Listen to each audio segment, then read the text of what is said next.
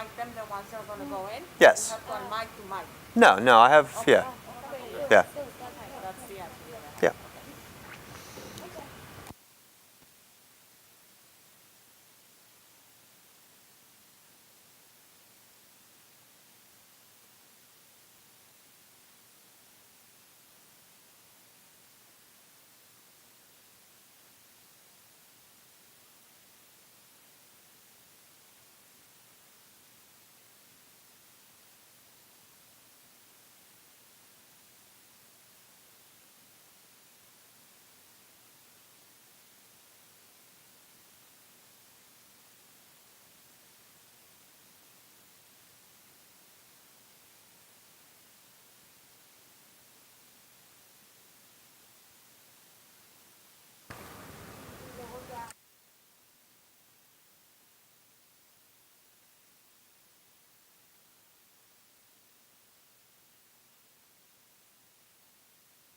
Now you should hear me. Check, check. Hey, hey.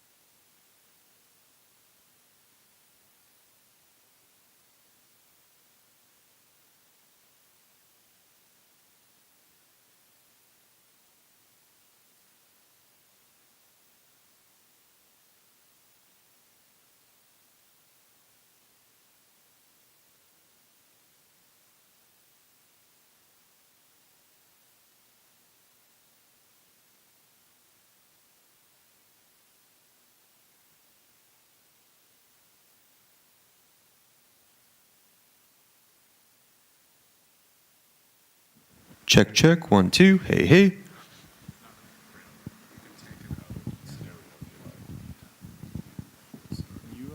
Hit record on 1, 2. We'll just leave it running all day.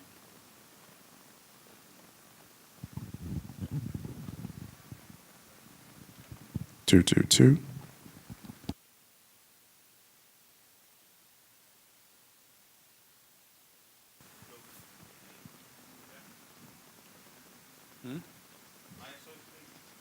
What? ISO is clean. Original? Okay. Yeah. Okay. I'll listen to that. So it's this box and this line. Everything else is not getting any noise, correct? No, all of them are getting except this one. All of them are getting the same. So the one that is coming straight from you? But what I'm saying is, now that the mic is open,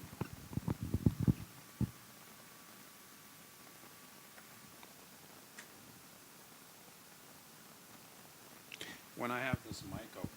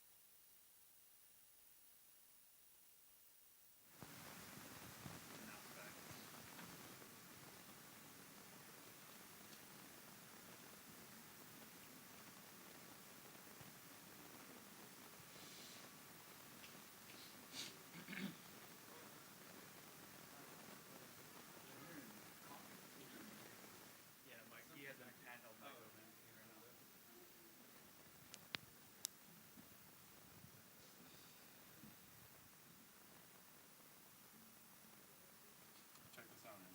So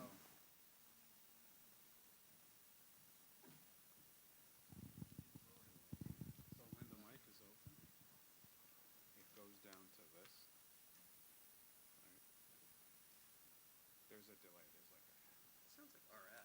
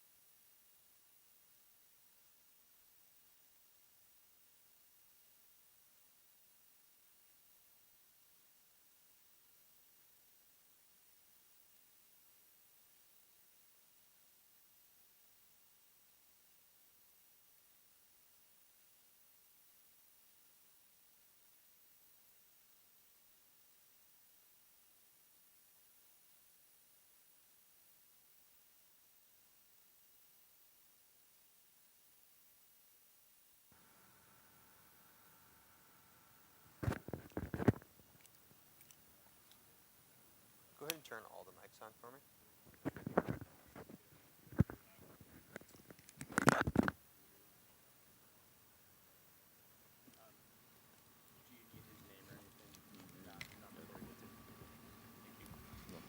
And by that time, maybe they've already cleared all this. Totally, that's kind of what I was thinking too.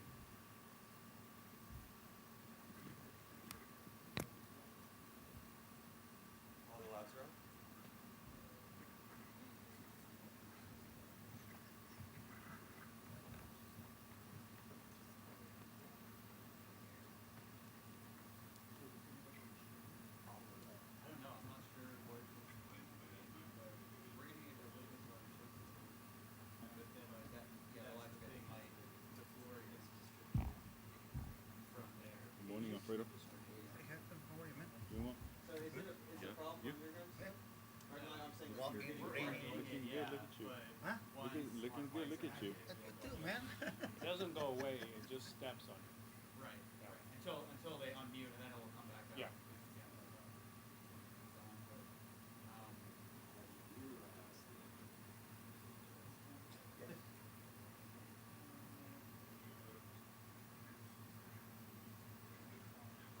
Yes.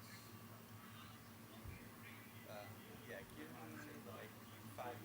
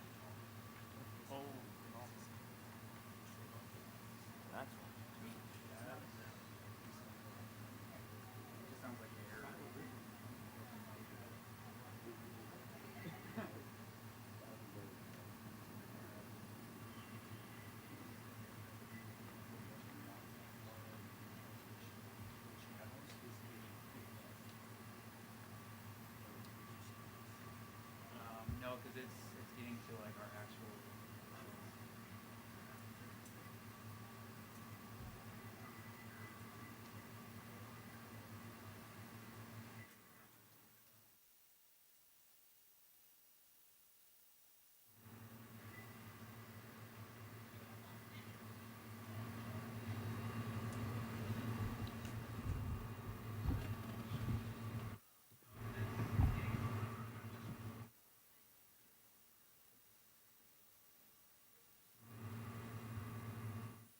Oh, yeah, totally slipped my brain. Hey, there is a roach on the floor right in front of this screen. Does House pick that up or something, or do we need to let them? Check test 1 2. Test 1. Somebody else. No, I just saw when I was mic check. Yeah, no, I just saw it. Yeah, no, let them work. All right, yes, sir. I mean, if somebody asks you, then we can have. Pass it along. I get you. I got you. They disconnected?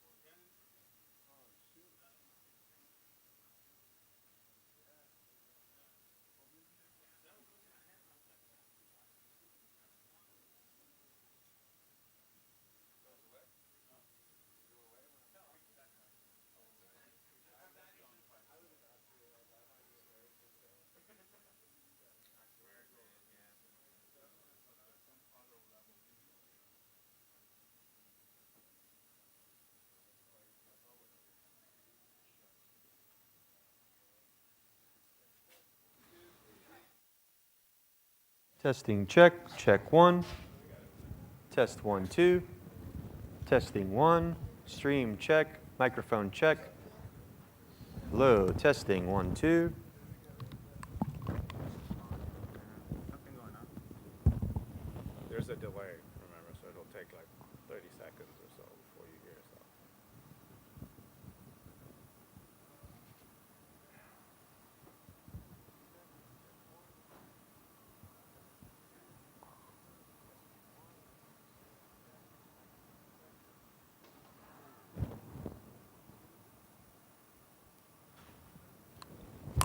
I'm not convinced.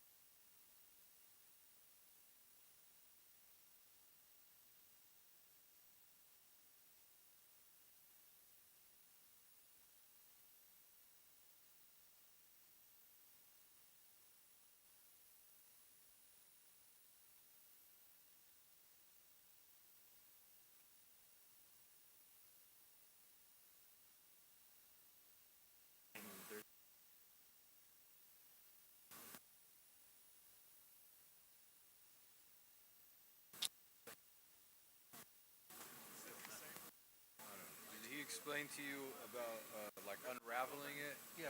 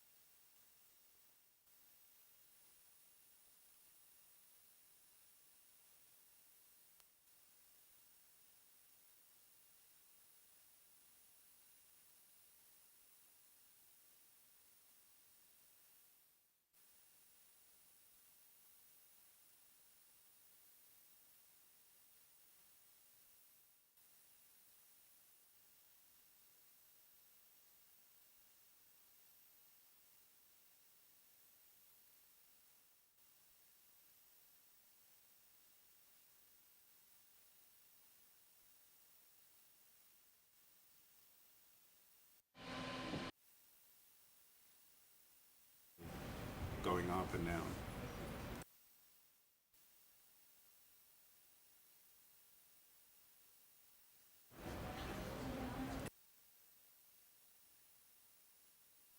The interpreters talk. Yeah.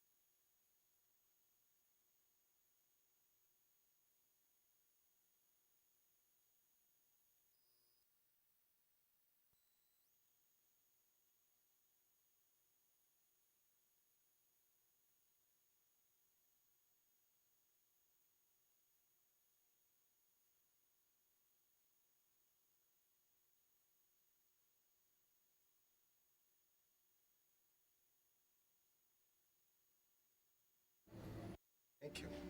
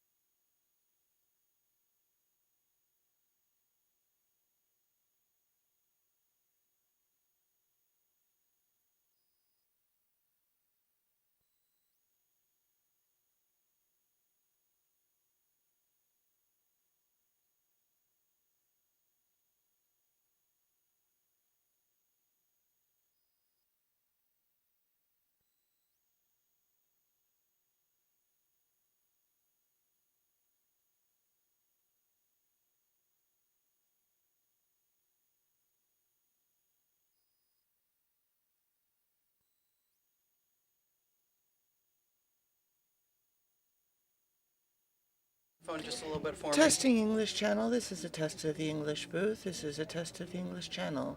Good morning, ladies and gentlemen. The interpreter testing the English channel. Testing English channel.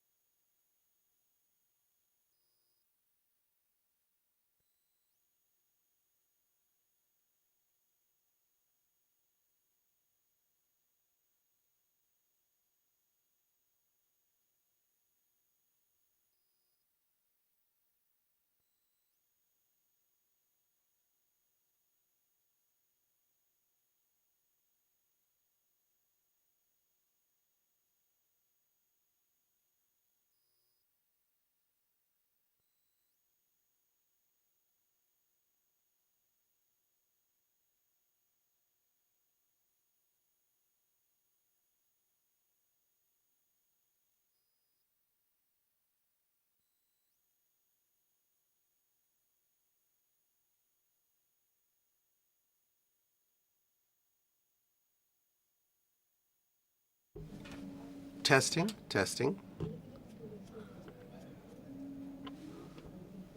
What are you testing? Testing? For which language? Okay.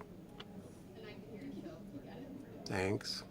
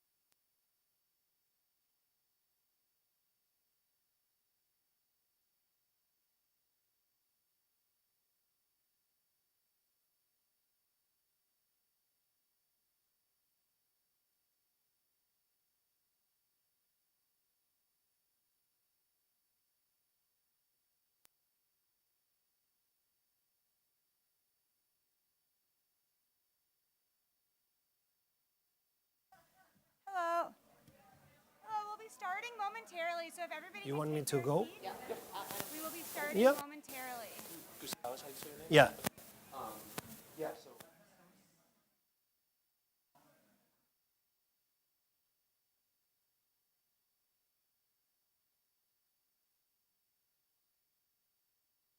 But you protect too much.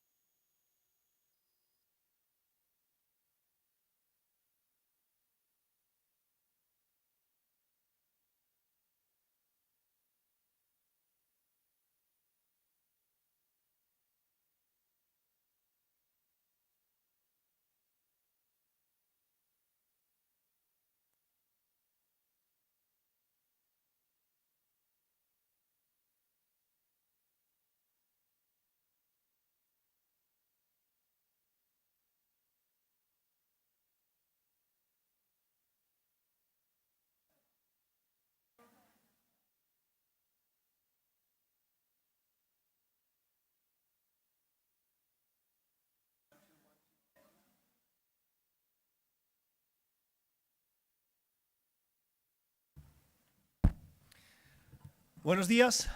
Les pedimos que tomen asiento, por favor. En breve empezamos. ¿Qué dijo? 5 minutos? Yeah. In 5 minutes, we will begin the session in 5 minutes.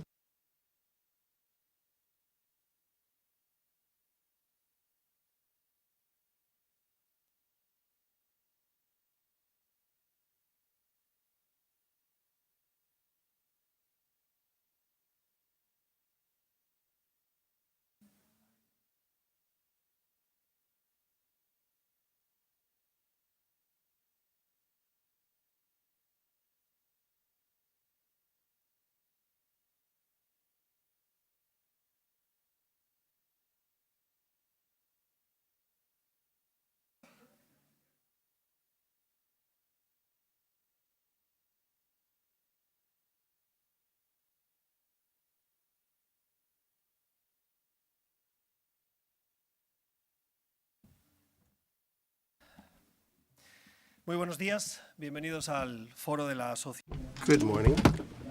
Good morning and welcome to the Forum of Civil Society, the high-level dialogue. Social actors and high-level government representative. We have an amazing keynote speaker today. I'm going to be brief, but a couple of highlights about this amazing woman. She's the administrator of the U.S. Agency for International Development, Samantha Power. She leads a group of 10,000 people around the world in 100 countries. She took the position leading USAID 1 year ago, and since then she has focused on expanding efforts to end the COVID-19 pandemic, to turning USAID into a premier climate agency, working to address conflicts and humanitarian crises, and leading one of the best and most well-known faces of the United States around the world. She has an amazing career. She was U.S. Ambassador to the United Nations under President Barack Obama, And before that position, she served as President Obama's Human Rights and Multilateral Advisor on the staff of the National Security Council at the White House. She has experience leading with huge crises and challenges around the world. Let me mention the Ebola pandemic, to the negotiations to ratify something very difficult to reach, but very successful so far, the Paris Climate Agreement, the implementation of the Sustainable Development Goals, raising the voice of refugees, political prisoners, women's rights and girls around the world. And she's from Ireland. And prior to her political career, she was something very personal. She was a correspondent, a journalist, which disconnects immediately with my profession, my career. She was a war correspondent in Kosovo, Rwanda, Sudan, Zimbabwe, tough destinations for a woman, for a journalist. She wrote many articles and books, and I think we should highlight a couple of them that are very relevant. The first one is A Problem from Hell, America and the Age of Genocide. By the way, it won in 2003 the Pulitzer Prize, and a memoir called The Education of an Idealist. You're here to listen to her, not to me. So please welcome Samantha Power.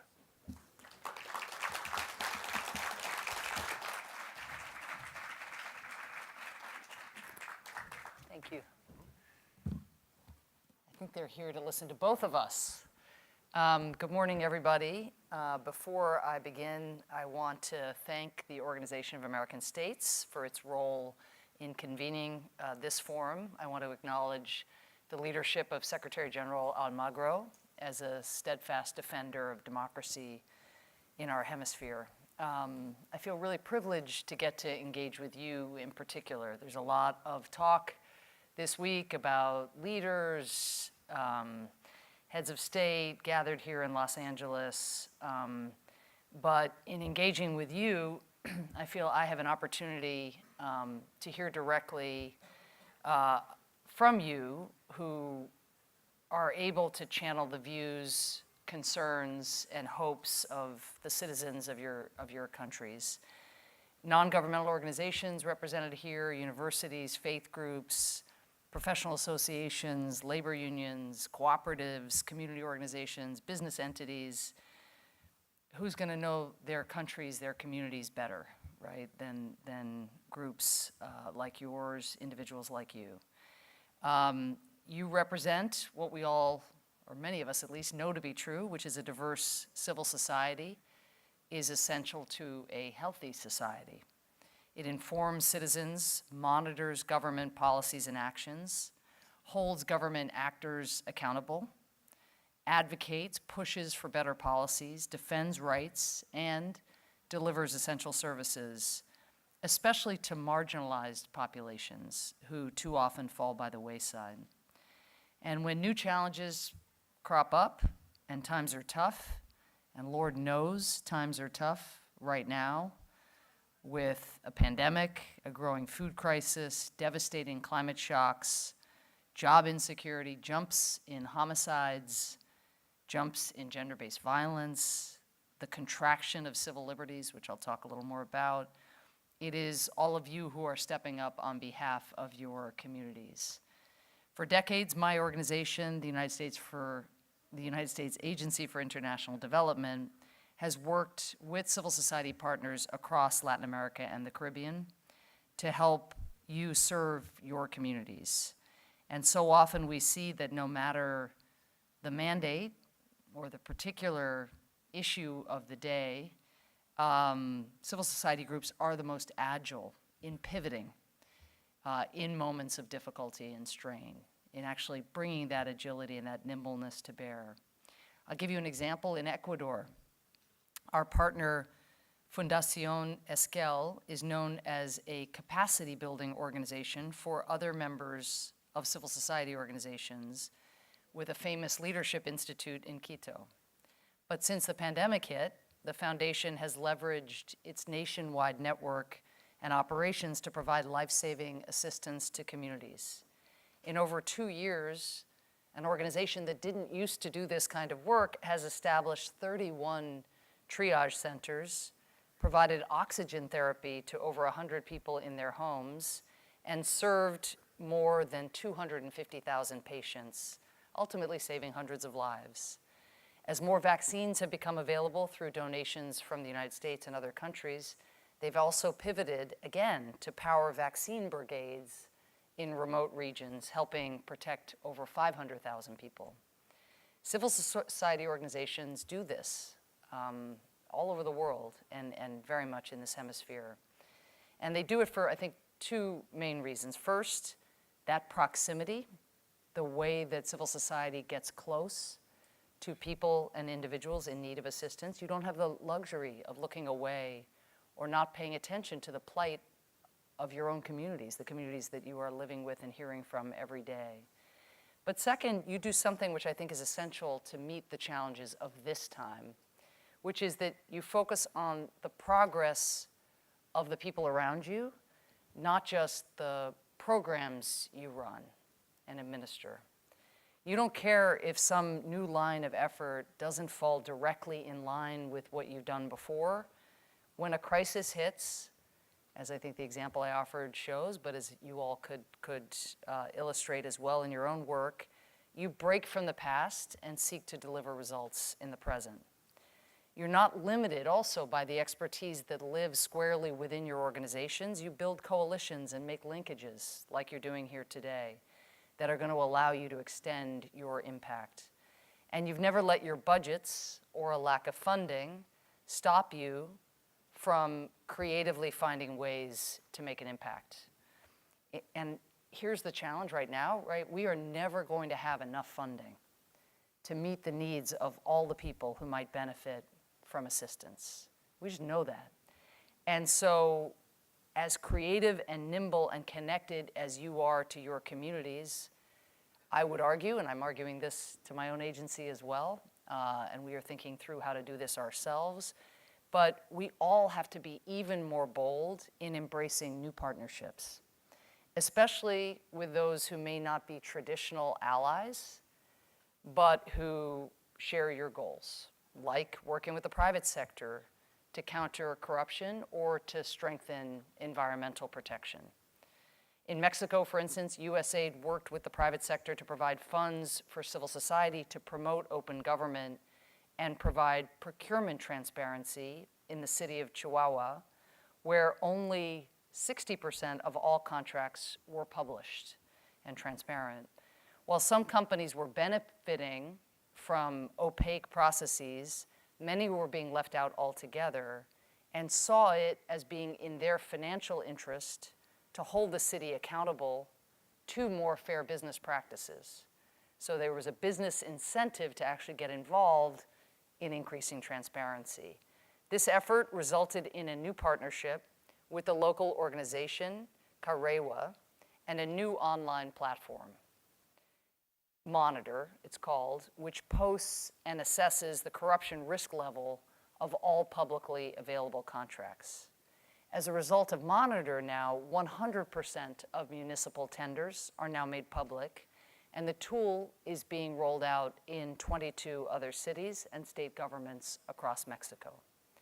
In Brazil, we were inspired by the Brazilian Coalition on Climate, Forests, and Agriculture, which is composed of more than 300 representatives from civil society, business, finance, and academia. This unlikely coalition came together, united by a shared commitment to a low-carbon future and inclusive and sustainable land use. Through its opposition to deforestation and its public policy proposals, the coalition has emerged actually as a formidable advocate for Brazil's international climate commitments and demonstrated a path forward both in terms of economic competitiveness and environmental sustainability.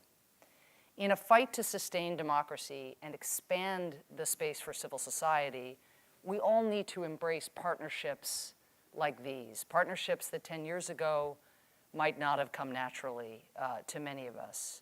Because in too many places, and many of you are living this personally, the work of civil society organizations is getting harder and harder. Since 2016, as you well know, according to the International Center for Not-for-Profit Law, 91 countries around the world have passed a total of 187 legal measures restricting the freedom of civil society.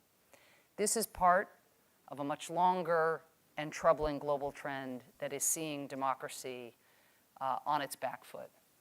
In Latin America in particular, polling shows steadily declining levels of citizen support and satisfaction with democracy, and trust in government declining as leaders seek to shrink the space for civil society and weaken the rule of law. These abstract trends, these statistics, have real-world, real-life consequences, with civil society increasingly under threat. Javier Tarazona, director of the Venezuelan NGO Fundaredes, recently completed 11 months in prison, falsely accused of terrorism and treason for denouncing links between the authorities and illegal armed groups. Javier's detention did not happen by accident. It follows a troubling pattern of democratic decline and erosion of the separation of powers, silencing of the free press, persecution of critics, manipulation of elections, jailing of opponents. You know what is happening. Venezuela is, of course, an extreme case, but it is not the only one. To Javier Tarazona's name, we can add those of Cuban human rights activists, Jose Daniel Ferrer, and the Nicaraguan opposition leader, Violeta Granera Padilla, and too many others persecuted simply for speaking the truth. Worryingly, in the Americas today, we've seen more countries taking steps to limit the operations of civil society organizations, to attack the press, or to capture the courts. And I want to be clear, of course, my country, the United States, is not at all immune from these forces seeking to undermine liberal democracy and an open society. A toxic brew of political polarization and online disinformation have given rise to extremist voices and, as you well know, political violence, some of it aimed at our very own democratic system. President Biden convened a summit for democracy in December, not because US democracy or any democracy has the answers, but because of the urgent need to lock arms and push back against authoritarian trends. This is the work we need to do together to preserve the space for civil society as an essential engine of democracy and development. And we especially need to support civil society in the places that are bucking the trends and experiencing efforts at democratic reform, like in the Dominican Republic, where a new government was elected on the very promise of tackling endemic corruption. It is civil society who are sustaining these pro-democratic movements, journalists and activists who helped expose corruption, citizen movements demanding gender, ethnic, and marriage equality, even demanding in Chile a new constitution to enshrine these principles, and courageous NGOs like Foro Penal, working in less forgiving circumstances in Venezuela to stand up to government abuse, to document and denounce Javier Tarazona's detention and those of 236 other political prisoners. So the world's democracies must do more to support civil society because the forces aligned against are getting more and more sophisticated. They are using new tools, new technologies, big data, spyware, artificial intelligence, to spy on citizens, to track members of civil society, and to preserve and expand their power.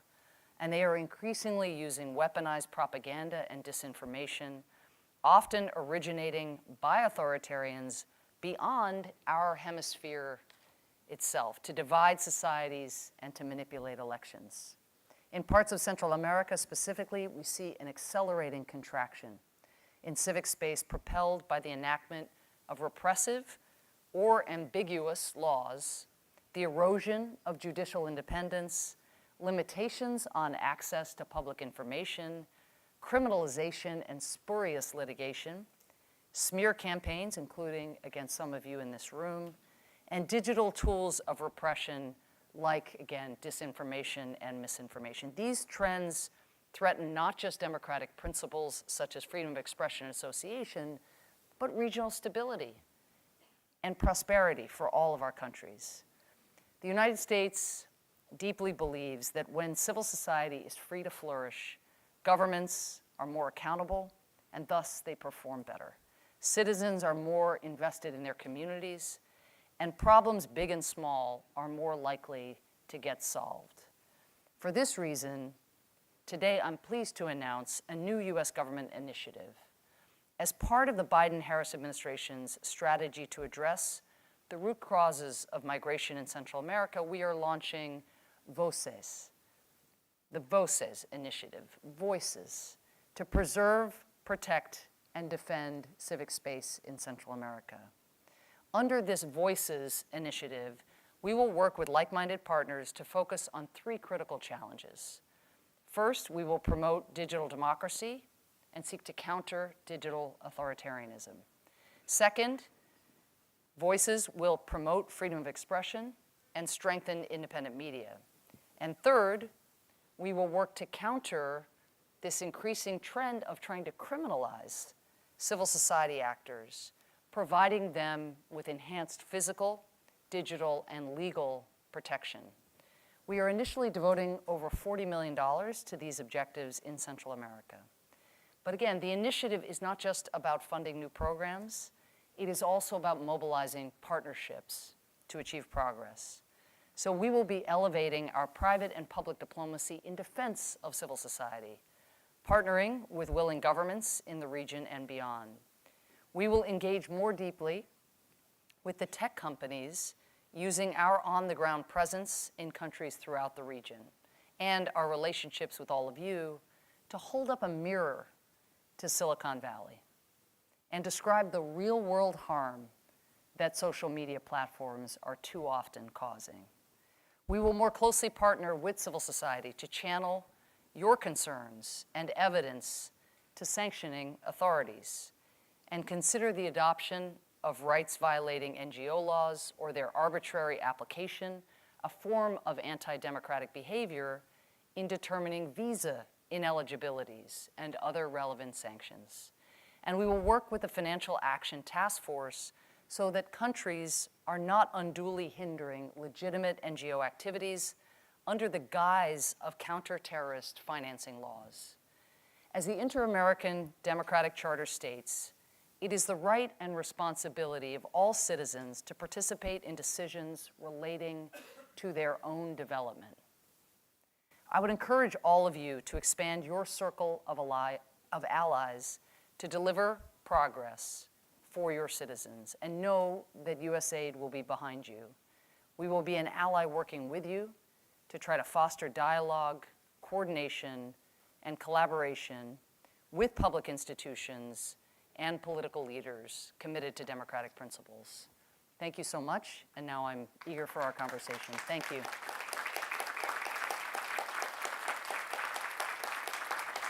Thank you.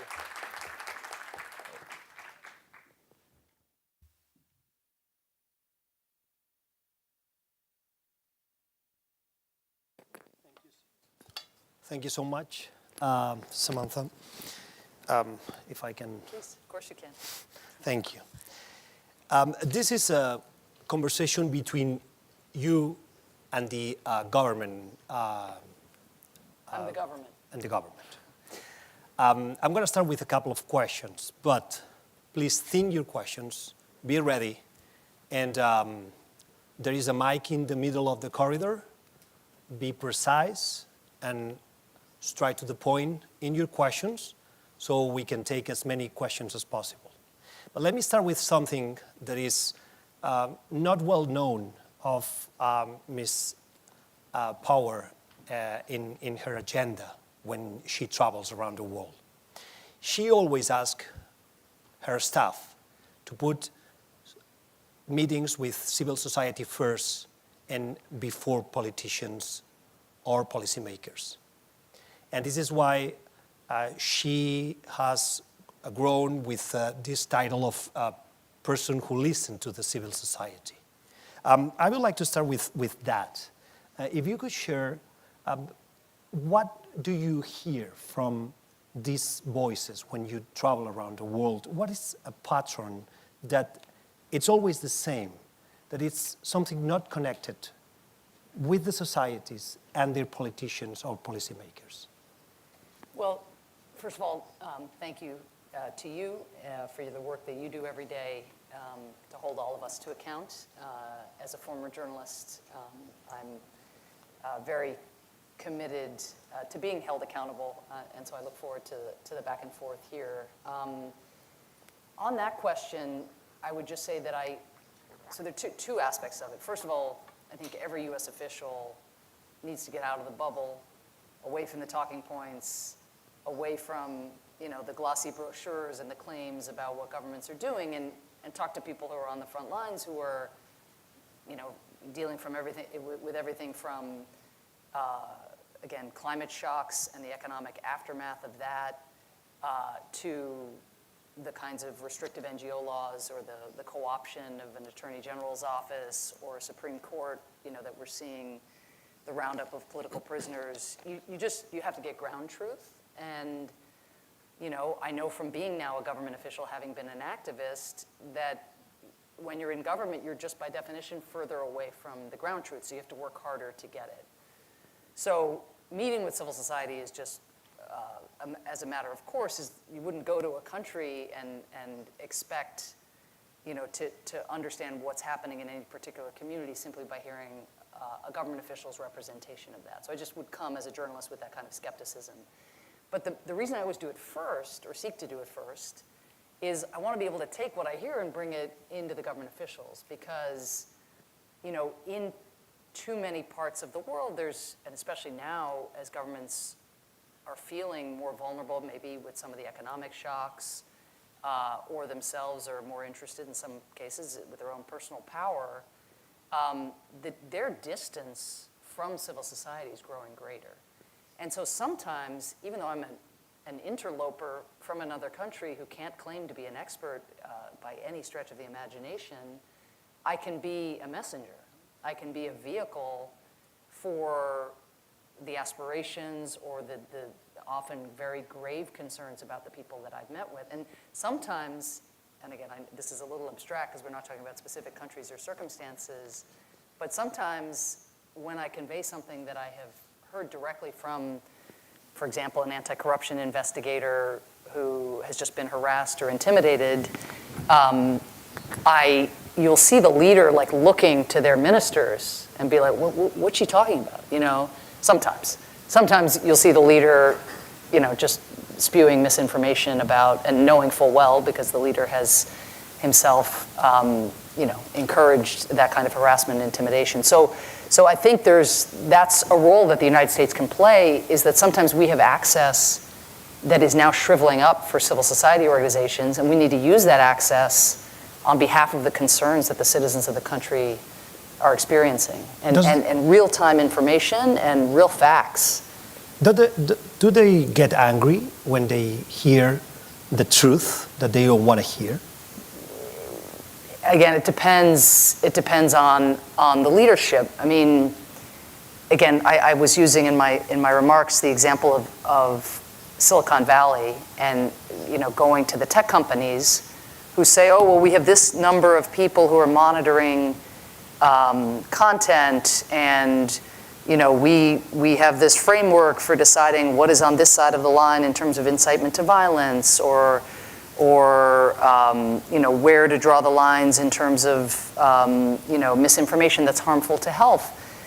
And you go out and in the countries in which we work and ask civil society to give their sense of whether there's anyone they can call to report when something that seems like incitement to violence against a transgender person appears on the internet, and they're like, we don't know what they're talking about. We've never heard of the structures that they think exist. And so that's not a head of state and their reaction, but sometimes at high levels, the companies are caught off guard because they believe their own internal, everybody reports up, right? Everybody wants to get a good grade. And so you can provide that kind of ground truth. And I think something analogous happens with leaders. If a leader is actually interested in, for example, providing social services or vaccines or, let's say, a subsidy for fertilizer now in light of the food crisis, I think on the social economic space, they kind of want to hear when things aren't working the way they thought they were working, the way their ag minister might be reporting, because I think they get elected, promising to be able to deliver economically. I think what they like, and I'm generalizing, but like a lot less is, any implication that they are moving in a repressive direction. No one likes to hear that. And I don't think I've ever had the experience of a government being like, what a good point. We really need to we need to dial back our repression, because that kind of thing just generally doesn't happen without a leader himself feeling vulnerable or so desperate to perpetuate his own power, to consolidate his own power. It just doesn't happen by accident. Voy a pedir que quien quiera tomar la palabra. I'll ask that whoever wishes to take the floor, there's a microphone here. If you have a question, please come close to the microphone if you have a question. In your career, you've been a journalist, a human rights activist, a writer, and this is something that has in common one thing, at least, which is being critic with the power. In this particular case, in your career with U.S. power. How do you reconcile these roles when you took the position of representing the U.S. government? How do you let this writer, journalist, or human rights activist influence in your decisions when you lead the agency now? Well, I'd say two things, and in the spirit of, also how to enhance collaboration with the kinds of organizations that are represented here. I mean, first, there's nothing more important than telling a story effectively. Some of you are journalists, you're a journalist. You know the difference. You know when you have told a story in a manner that reaches the audience that you are targeting. And in government, especially in this media environment with all the disinformation, it's really hard to tell the story, for example, these days about democracy being a better form of government. It's so easy in times of chaos and crisis for people to think that the strong man, will impose order, when murder rates are going up or fuel and food prices are going up, to think that there's going to be some quick fix. And that's what so many leaders in the hemisphere are promising, is some quick fix for issues that are structural. So we who believe and care about democracy, care about human rights, we have to tell the story not only of the kind of moral outrage of rights being repressed, but the practical impact of denying citizens' ability to hold leaders accountable. That's just going to be bad for economic returns, just as it is for, but stories and again, public human faces, capturing the human consequences is really important, which is something civil society actors, I think, often do better than governments, but each of us have a lot of progress that we have to make on that. And then the second thing I'd say is, I would encourage, and I know that in the hemisphere this doesn't happen, or in the Americas it doesn't happen as often as it happens in the United States, but more people in civil society to go into government. Because the truth is, I mean, others will say she's changed, she's different, she's now, has to defend this or that, that is at odds with maybe something that she might have written, 15 years ago.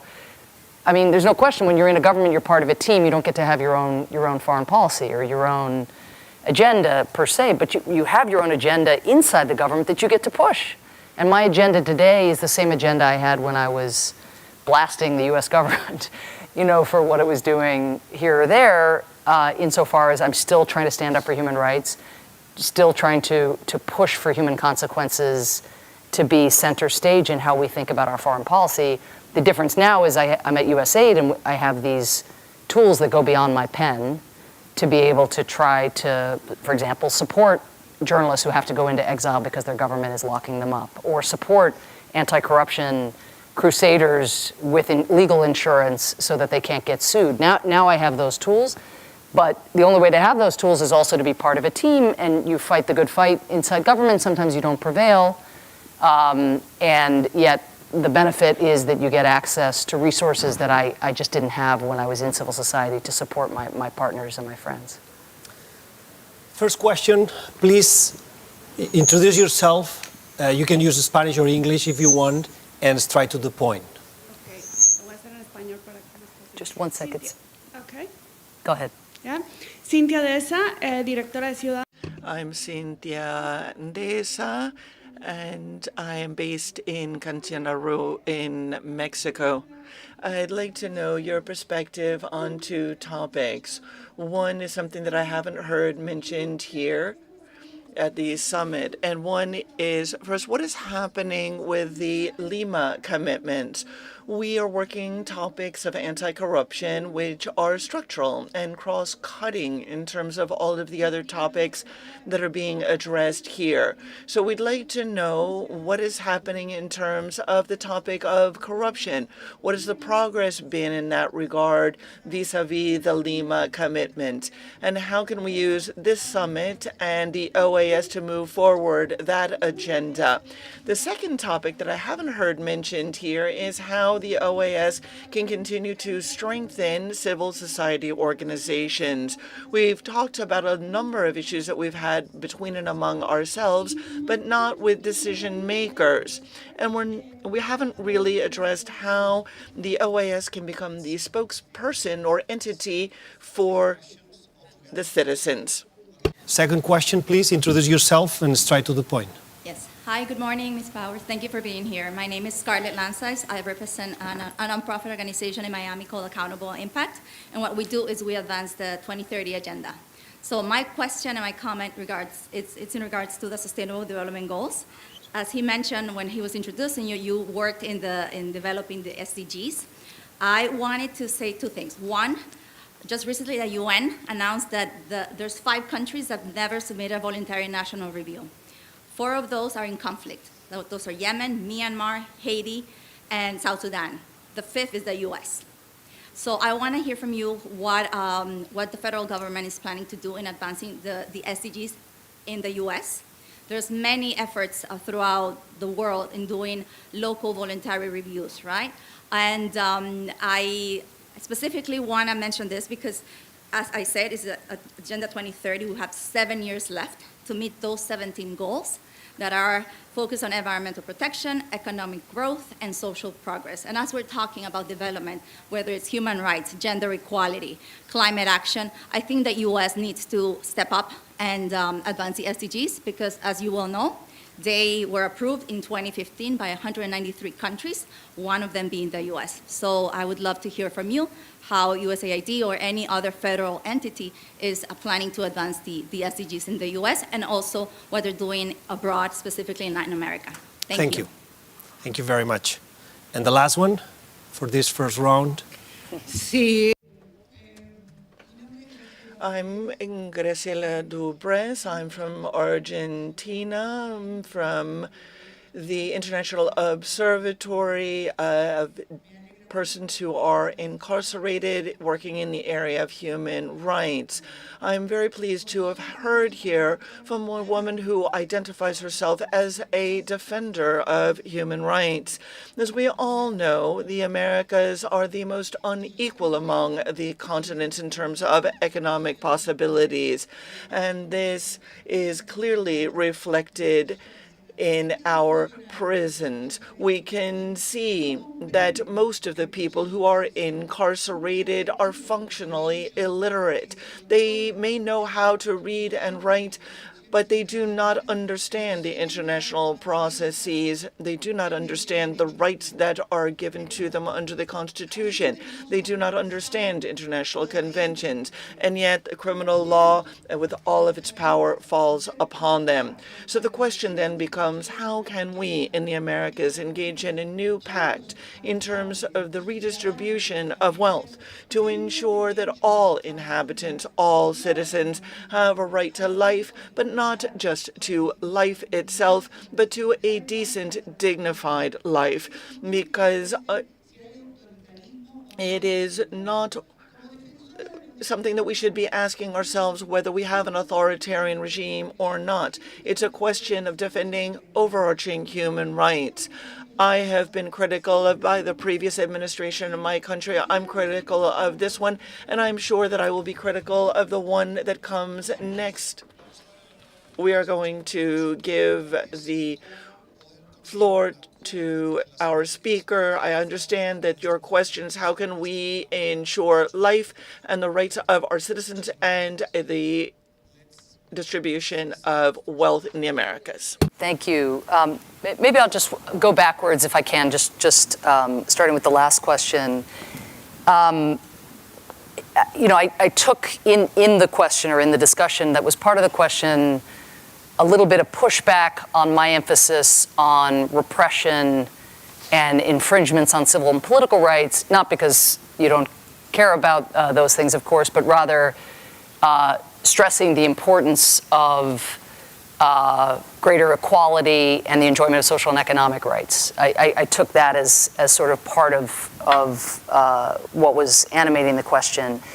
And let me just say that, for starters, if you look at places in the hemisphere that are cracking down, locking up journalists, political prisoners, including in prisons with horrific conditions along the lines that you've described, it is not the case that you're seeing economic programs that are delivering inclusive economic growth or a concern for society writ large rooted in economic dignity. The economic mismanagement of the economies in countries that are experiencing, dramatic democratic backsliding or repression, that link is by and large there, and we could go country by country, but you know those countries well. That said, I feel very, very blessed to be part of USAID because our programs really are aimed at thinking about dignity in the fullest sense. The dignity and agency that you have to exercise your political rights, to hold your leaders accountable. If you don't like your leader, to be able to vote them out of office through free and fair elections. We're for all that. And the governance and rule of law that needs to undergird that. But at the same time, we are now, and there'll be announcements here in the coming days around the food security crisis. There is no dignity in seeing your crops washed away because of flooding or unable to be harvested because you don't have fuel to actually get them to market because the prices are so high. So we can't afford to focus on one part of the Universal Declaration of Human Rights without emphasis on the other if we are thinking about individual, community, and national health in the broadest sense. And so too, on something like COVID, we at USAID in our missions around the region, we have seen that it is, just as was true in the United States, it is the most vulnerable, the most marginalized, the poorest who paid the greatest price, both in the health space in terms of morbidity, but also in terms of the economic fallout from the pandemic. And so, I think this emphasis on equitable recovery, and as President Biden would say, building back better, embedding greater attention to equality in our programming and in our dialogues with government is absolutely key. Second, on the Sustainable Development Goals, thank you for your work on the SDGs. I did have the privilege as UN Ambassador of negotiating the SDGs to conclusion. We see at our 80 missions around the world, many of which are in the hemisphere, how important the SDGs have been in organizing social and economic development planning, in organizing thinking around transition to renewable energies, or adaptation to the most pernicious effects on climate change, in organizing drives to create parity among girls and boys in terms of education, or to make a push on clean water. And again, every country itself has the sovereign right to decide how to prioritize among the goals, all of which are linked to each other. And you're right, we are running out of time. And we're not only running out of time, we have seen dramatic setbacks. At just the time, but if there weren't for the pandemic, now with Putin's invasion of Ukraine and all of the food fallout from that, compounding the climate crisis and the pandemic-induced economic effects, we are seeing dramatic development setbacks on everything from childhood vaccination to girls' education to sort of basic poverty numbers. Indeed, the ultimate measure of the SDGs and whether we're enjoying them, you might say, is life expectancy, right? Like all those SDGs, if we were making progress, would lead to greater life expectancy. We are seeing the first declines in life expectancy in nearly a century. Declines. So I just want you to know that the United States works in every country with countries who have developed their national action plans or their SDG plans. I don't have anything to announce about the U.S.'s own plan, but I very much take the point that orienting our own domestic work on climate change, on equitable growth, on education, on bridging the digital divide, that there would be great benefit to framing some of that in the SDG context. But right now we are working with countries, we USAID, the domestic is not my domain, but we are working with countries in helping them implement their plans. Just very briefly on corruption, I gave a big speech yesterday, as it happens, on democracy and anti-corruption and all that the United States is doing, much of which is happening here in the hemisphere. And I think you'll see a blueprint and a roadmap emerging from this week at the Summit of the Americas on corruption. The Voices initiative that I mentioned, which is a new initiative which will provide $40 million in funding for organizations that, yes, are fighting criminalization of NGOs, but also are documenting corruption, working across borders in a way that organizations have done more rarely than is ideal. Funding that kind of transnational anti-corruption work is a critical element of it. And the last thing I'd mention is just we created something called Reporters Mutual, which is a fund. We, USAID, have created this, and we're seeking additional donor and foundation and private sector support. But it's a fund to help journalists who are doing anti-corruption work and civil society organizations as needed, but actually insure themselves, because the corrupt actor's weapon, in addition to violence and harassment, is increasingly the lawsuit. And so we want to make sure that journalists who are doing the anti-corruption work know that they will be able to defend civil or even criminal lawsuits. And in order for that to happen, they have to be insured. So USAID is now trying to look at that as a structural issue and create a pool of funding that journalists who do that work would be able to access. We are running out of time. We have a couple of minutes. I know many questions are on the list. Let's take two, very quick, please, and with your quick answers. If you would like to even hear, we could hear from maybe at least four of the people in line, or five, just so we get their voices in the conversation. Then I'll do my best to. Your staff is not gonna kill me. They're not like it. They're not going to. So but if they could be brief, and I'll try to be brief too. 4 questions, but help yourself being straight to the point. Go ahead. Very quick. Good morning. Thank you for doing this, Ambassador. I'm Nora Games with the Miami Herald. A lot of Biden's policy towards the region focuses on Central America, but you yourself mentioned this concerning trends, and several leaders skipped the summit. So my question is, how can you expect advancing the president's agenda on migration, anti-corruption, defending democracy when these leaders don't even want to engage with the U.S.? Thank you. Thank you, Nora. Good morning. Thank you for your work and your remarks. My name's Marian Aidney. I'm the Director of Amazon and Fire Programs at Conservation X Labs and former AAAS Fellow at USAID. In my work in the Amazon, we see that many of the most severe drivers of deforestation and degradation are closely linked to corruption and organized crime, and that both legal and illegal investments in destructive activities dwarf the funding for sustainable development and conservation. So I wonder if you could just comment a bit on the role of USAID working across governments and the private sector to advance environmental governance as a tool for attaining sustainable development goals and protecting both communities and ecosystems in the Amazon and beyond. Thank you. Thank you. Next. Hello, my name is Romero Lopez. Thank you for being here. Thank you for giving us the opportunity to speak to you, such as civil society. My question is, as a human rights protector or activist, I started long ago protesting in the streets, and then further on, I started going to the senators and so on and so forth to get sanctions for Nicaragua, and I've been in protest for Venezuela and Cuba as well. So my question is, what else can we do as a civil society to continue?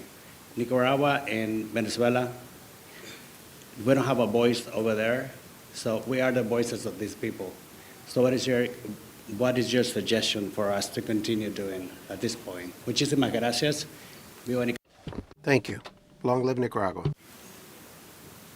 Good morning, Ms. Power. Thank you for your statement. My name is Almirako Senfo. I represent the private sector inside a civil society organization under the name of La Coulape. We are in peace building for our dialogue. And my question is regarding Haiti. As you know, we have a dictator. The main dictator is corruption. Corruption creates insecurity, gang violence, and there's no business environment. And I know in US we have a tool, the Global Magnitsky Act. Do you know its application can give a good result on the region, especially in Haiti? Thank you so much. Thank you. 4 questions. Yeah, I won't be able to do justice to the 4 questions just in the time we have left. But let me just say a couple things. First, starting at the end there, I think what's really important for the United States to do as a very influential player in the hemisphere on issues of democracy and human rights, but also in terms of economic equality, economic dignity, is we have to think expansively about the toolkit that we have to support the objectives that you all are working for every day. And so I very much hear the point about the Magnitsky Act. For those who don't know, this is a piece of legislation that allows us to sanction human rights abusers. We also have sanctions designations that are done, again, under, as I mentioned in my remarks, under the anti-corruption rubric. People who are interfering with the ability to hold democratic elections. So I think it's a tool, right, alongside some of the other tools. On the Amazon, what USAID and other actors try to do is not only support conservation organizations and reforestation or the prevention of deforestation, but I think it's also the work that we do in the hemisphere, and I'll broaden it from the Amazon, but around election integrity and the importance of free and fair elections is really important as well, because what is the biggest predictor of what is going to happen in the Amazon is ultimately, not what even a country as powerful as the United States thinks should happen in the Amazon, but it's who gets elected and their perspective on environmental conservation and their commitments to combating climate change or to protecting a country's natural treasures, natural resources. We've lived in the United States, in the previous administration, what it means to turn one's back on conservation and turn one's back on combating climate change. And now we have to make up for lost time. But I just want to stress, and this may be the question about what can be done about Venezuela, Nicaragua, places where regimes have cracked down so brutally, Cuba. You know, at the end of the day, we know that there is a silent majority of people who may not be able to exercise their voice, may not be able to participate in an election. Indeed, in Nicaragua, of course, all of the election candidates jailed one after the other. So great was the fear of allowing the opposition to participate. So great is the fear of protests in Cuba that this draconian crackdown denies people even the ability to express their views on how the government is handling COVID or spiraling food prices. So that will is out there, and you know, I think what is really important for people who've been forced into exile is to continue to support people who are inside, doing the work that is so dangerous and so brave every day, but also lifting up your voices to try to build an even more expansive coalition here in the Americas. And that's where I'll finish, is with the first question, which is, you know, was about, you know, how can we advance, you know, this broad set of objectives on human rights and democracy when, you know, certain leaders haven't been invited who aren't themselves practicing or respecting democratic principles. What I'd say is there are a lot of countries here today that have real leverage in the hemisphere. There are vast economies that are gathered here in Los Angeles this week who, you know, have the capacity within their own borders to show that democracy works, to, you know, do procurement in a more transparent way, to allow their citizens more space to raise their voices.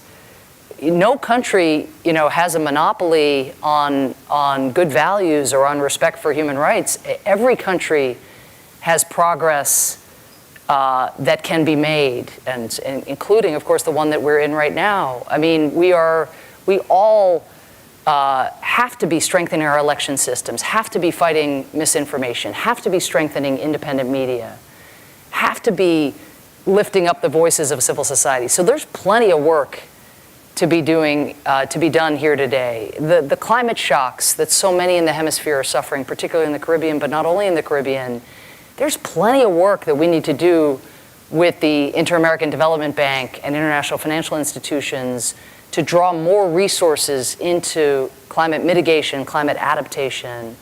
We have a thick agenda, and all of that agenda, I think, if it comes together, if we resource it, if we make clear the centrality of respecting human rights to the kind of inclusive economic growth that most leaders say they are for, you know, this can be an inflection point in the hemisphere.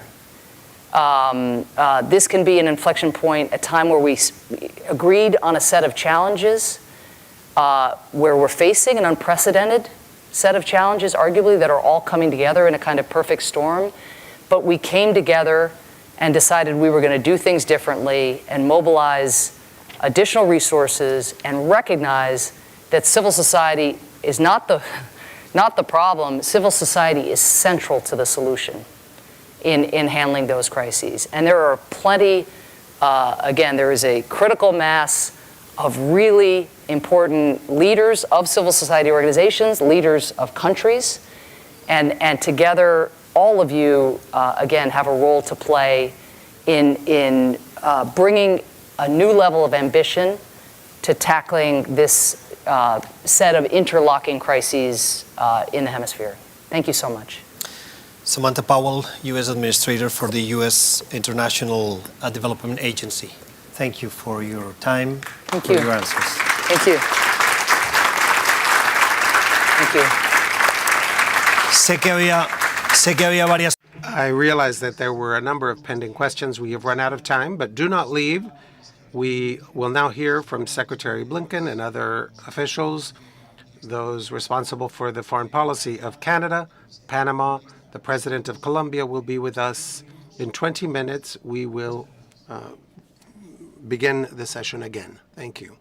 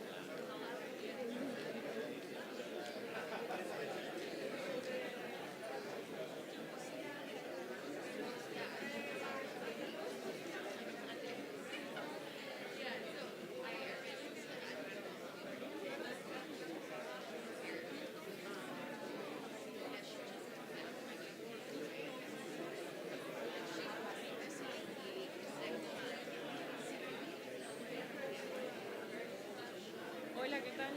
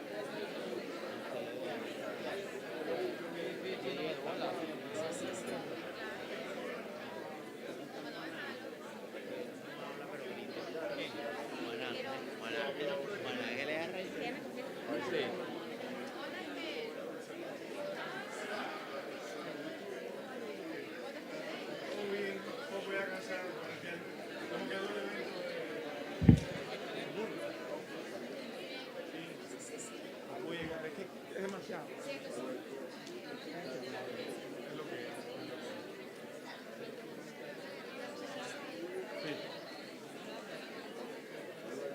Ah, no, no lo he visto, pero ya me contaron lo que pasó y se contrarrestó eso. No, no. Buenísimo, buenísimo. Ahí nos vemos.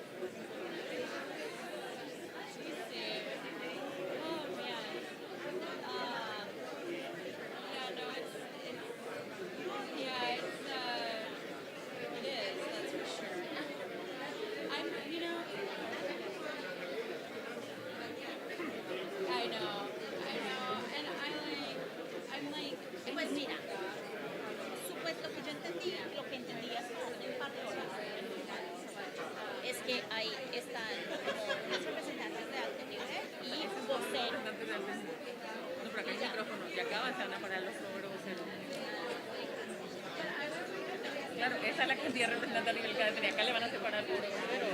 ¿Sabe por qué? No, ¿sabe por qué? Porque ya había la lista de los países que van, probablemente cada ronda Va a cambiar. Entonces, los representantes escuchan una voz solamente. No se puede ser. Esa es la cantidad de gente al que hay que poner. Hay que eliminar. Cero. Yo ni había pensado en eso. Es que tenemos muchas asambleas generales donde me hicieron parar en esos lugares. Porque ¿te acuerdas, Marcelo? Me hace acordar de 2014, 2015. Acá estaba la gente. Estaba la pelea de la mano alzada y después te paraba acá. Sí, pero acá no creo. No, no sé, pero lo que te quiero decir es que este micrófono acá me hizo acordar a eso. Sí, pero si las defensas de la sociedad sí tienen que hablar, hay que decir, alguien tiene que decir esta distancia. Sí, no, porque hay que decirle, si esta es la consideración de la sociedad civil, no es un diálogo.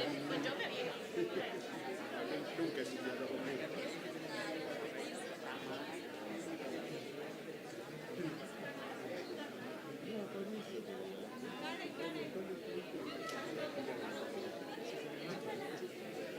No, por eso.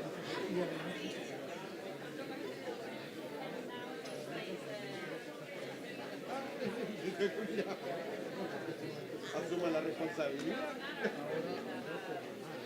Es que sí, es que es un salón gigantesco. Sí.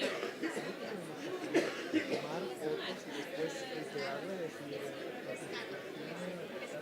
casi nula, la sociedad civil fue ignorada. Fue raleada. Vamos a tomar una foto de podemos asentarnos acá. Allá donde está Luisa me parece bien.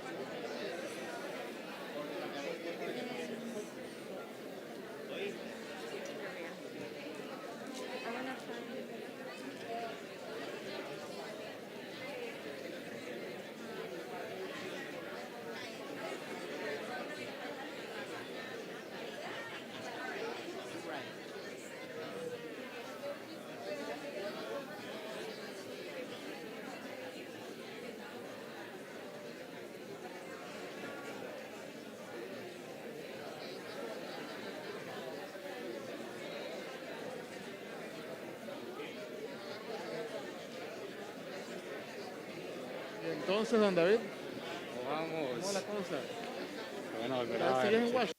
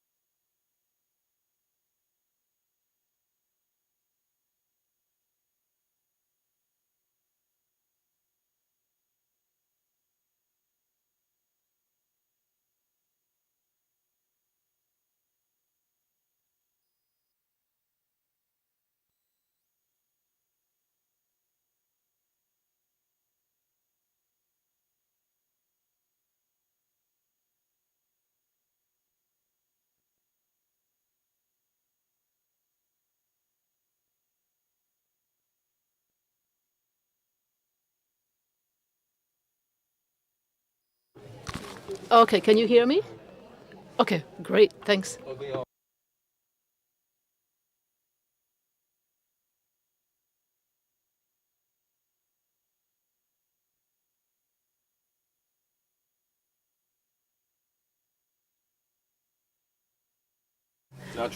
Oh, that will work. Okay, great. Thank you.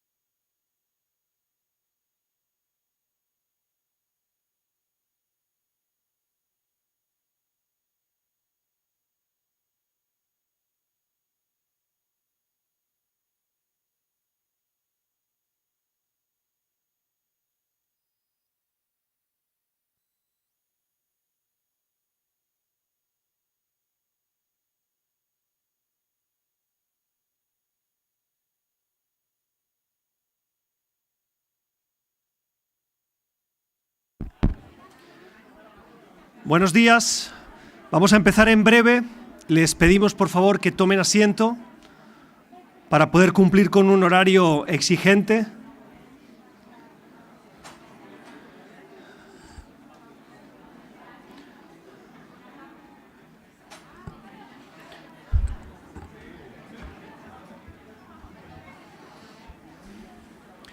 Please have a seat. We're going to start in a couple of minutes.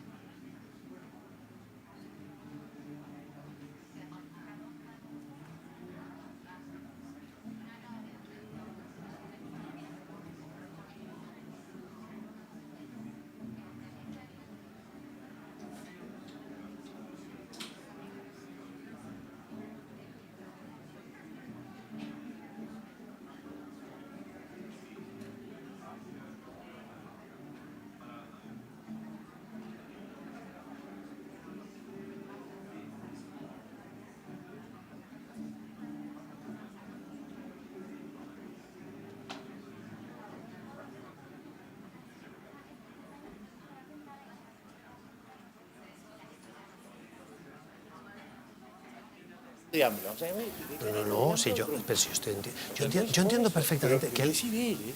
No, pero...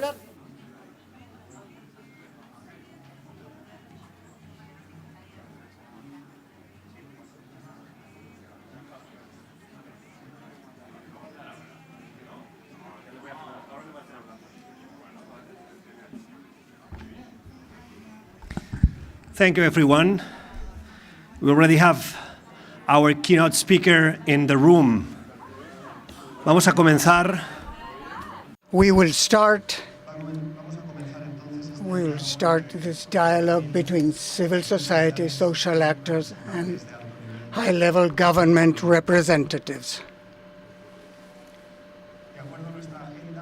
According to our agenda, the opening remarks will be by someone who does not need to be introduced. He's the Secretary General of the OAS, Luis Almagro. We give him the floor for him to open this session. Thank you. The floor is yours.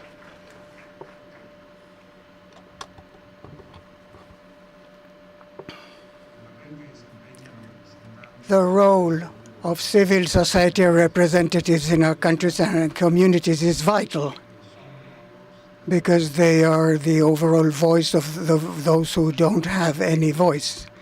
We greet those in attendance here. It's an honor to welcome you to this highly expected dialogue between social society and high-level government representatives within the framework of the 9th Summit of the Americas, sponsored by the second time by the government of the USA. It's an important milestone in the process of America's summits. The first summit took place almost 30 years ago. This summit reflects again the commitment of the states to renew a hemispheric alliance to achieve an economic recovery that is essential for the region, and to have new forms of partnership that allow us to strengthen our capabilities to respond on an economic, political, cultural, and economic basis, and to work jointly to address possible health emergencies and also to defend democracy and human resources. This summit is key for us to reflect how to enrich and reactivate these inter-American interrelationships. I have the pleasure to share this space with key actors in the summit processes, representatives of social actors and social society. From the beginning of the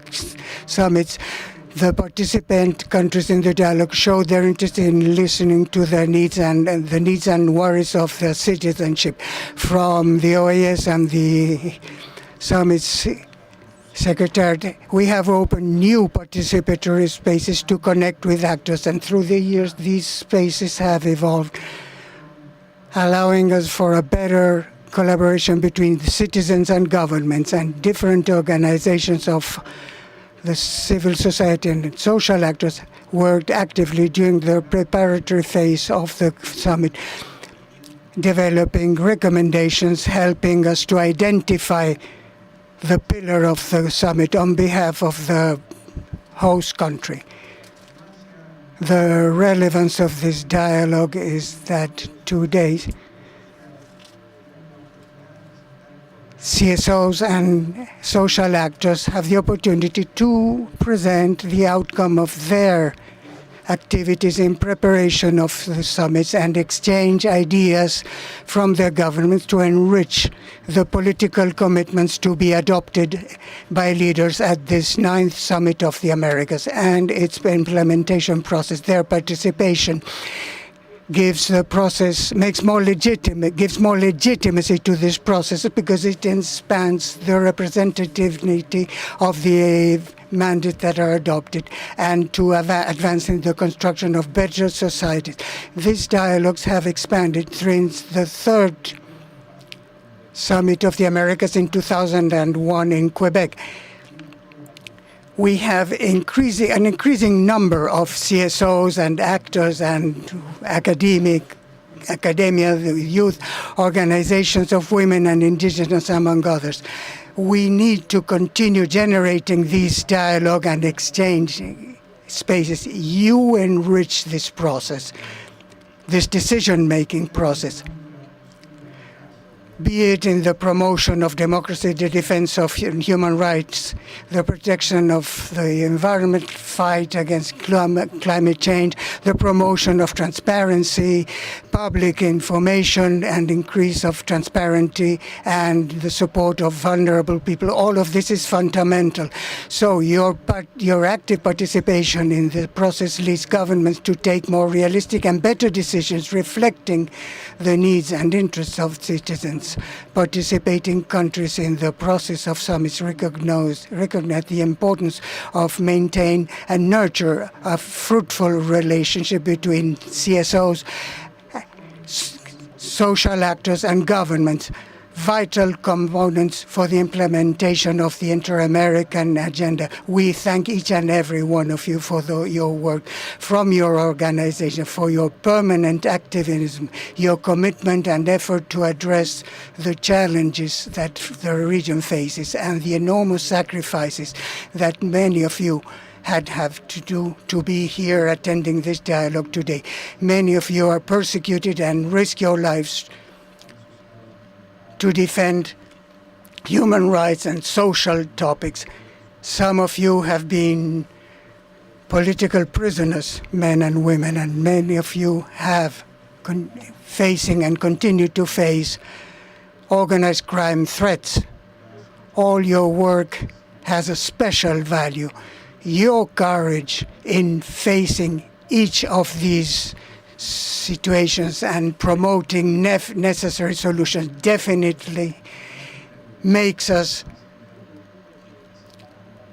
increasingly grateful to you for what we need for our continent. Not only talking about equity, but you take equity to the field, but you take the necessary inputs from civil society to the most marginalized groups.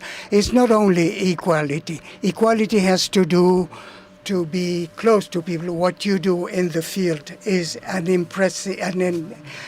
essential activity. The better supported is your work, the greater are possibilities to do things that have a real impact on our societies.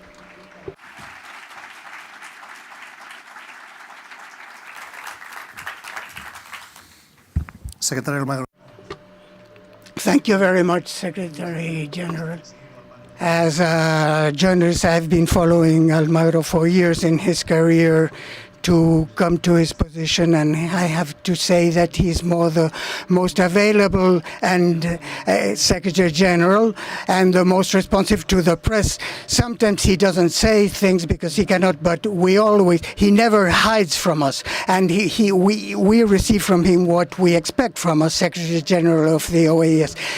In this dialogue today, we will hear the voices of organizations and activists who have been working for the last few months to agree on documents with greater or lesser success, but they tried to bring a series of proposals today. The dynamic of the panels we will listen to is a dynamic in which 302 government representatives and 302 CSO representatives chosen because they have been working on these documents will present their viewpoints and will exchange viewpoints with political representatives here. Unlike the previous forum, this is not a space where we will interact with the audience. It will be a dialogue to reflect what was done in the last few months to present it to the authorities. So I ask for your collaboration to be so that this will flow as foreseen. The first panel is part of the first pillars: democratic government, then digitalization, health and resilience, clean energy, and a green future. Our guests are ready, and so if the organization allows it, they can come in. There are three representatives of civil society: Gail Mohammed Oxley, social actor; another from Afro-Saltinia group, and finally Vanessa Newman of Asymmetrica. And in the conversation, there will be a representative from the United States, Canada, and Panama. The U.S. Secretary of State Antony Blinken, the Foreign Minister Melody Johnson of Canada, and her counterpart from Panama, the Foreign Minister of Panama, Erika Moniz.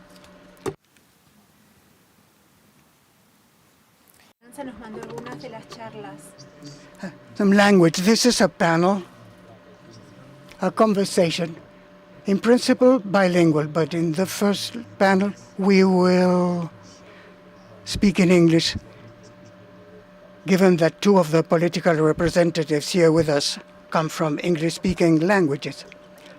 I will do a presentation in English or Spanish? In Spanish.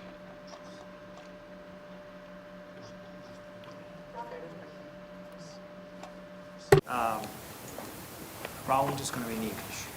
Of conversation, I can do that. Okay. Pásame. Pásamelo como tú allá. Lo leo en español.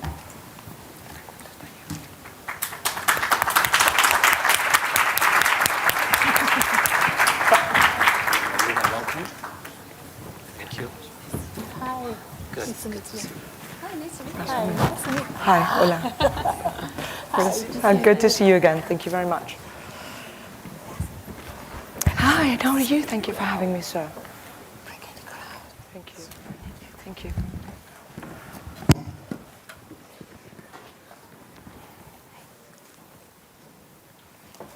Thank you, everyone. Let's open my mic. Thank you, everyone, for joining us.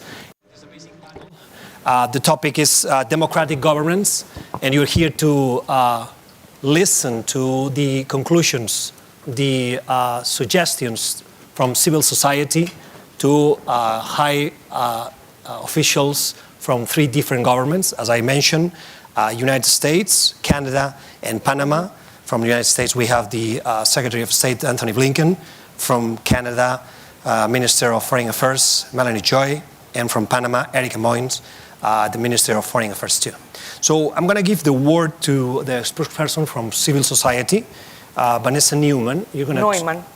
No, It's it's pronounced me. Neumann. say Thank it you. again.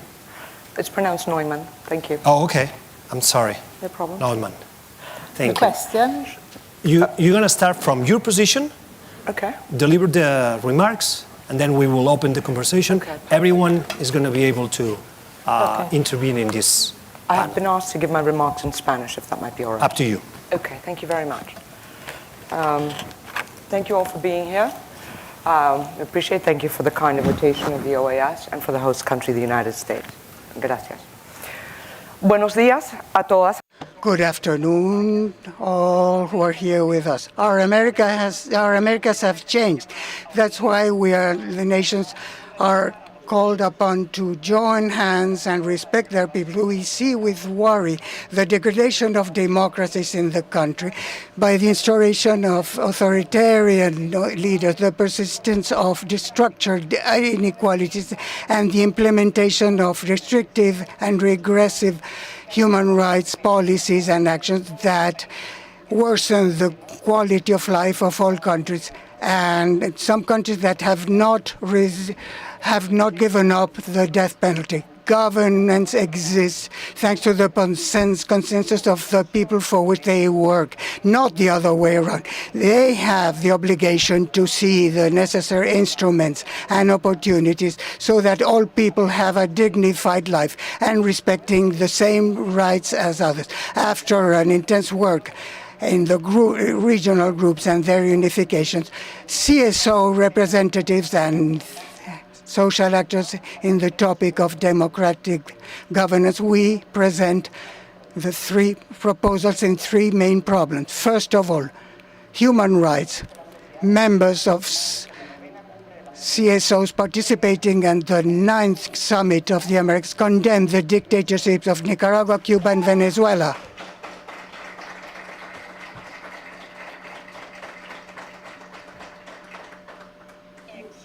And they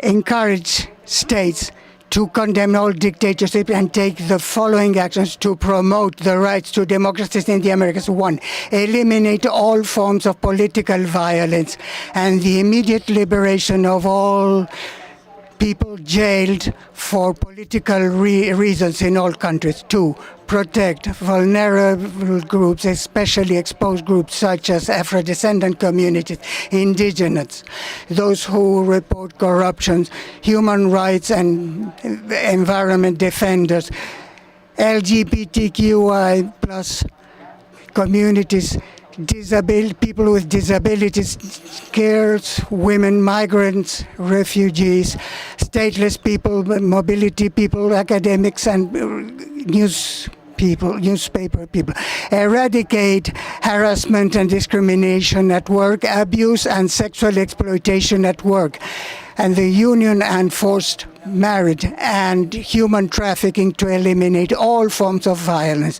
be it from a political violence and also from a human dignity point of view. 4, guarantee the rights of all peoples and Afro-descendant and rural and indigenous communities and their right to a healthy environment and their right for a free determination. Achieve a regional migration agreement for refugee and internal displacement, and take measures to prevent the expulsion of migrants and promote political asylum. 6, guarantee the independence of the state's branches, especially the judicial branch, and access to justice, and also electoral, national and national electoral system. No more impunity in the Americans. Guarantee the physical and juridical guarantee of CSOs and the non-criminalization of national and international cooperation with them, including the execution of those resources. Stop the advance of organized crime within the political classes and the capture of states that take advantage of populism to dismantle democratic institutions. 9, expand the participation of the social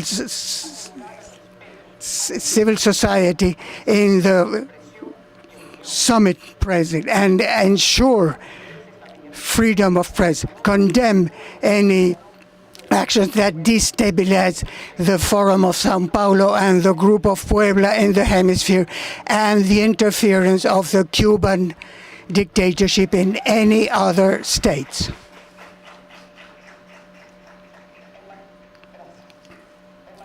When it comes to transparency and anti-corruption, adopt transparency in the public budget and facilitate the reporting of irregularity and corruption acts, including money laundering, and protection of reporters, of whistleblowers, and offer reparations to victims, and implement public consultation through technological platforms that are free, user-friendly and accessible in legislative processes and the implementation of public policies, penalize the corruption and demand transparency in the management of public monies, and guarantee resources to work in the fight for democracy and against corruption. Penalize any government officials involved in any corruption acts. Demand that multilateral agencies that they condition their financing and cooperation to the respect of human rights and integrity in their action. Strengthen TASCA, including the region, Caribbean, United States and Canada. When it comes to participation and citizen inclusion, increase international cooperation to guarantee access to education, health, and justice for all people, especially vulnerable people.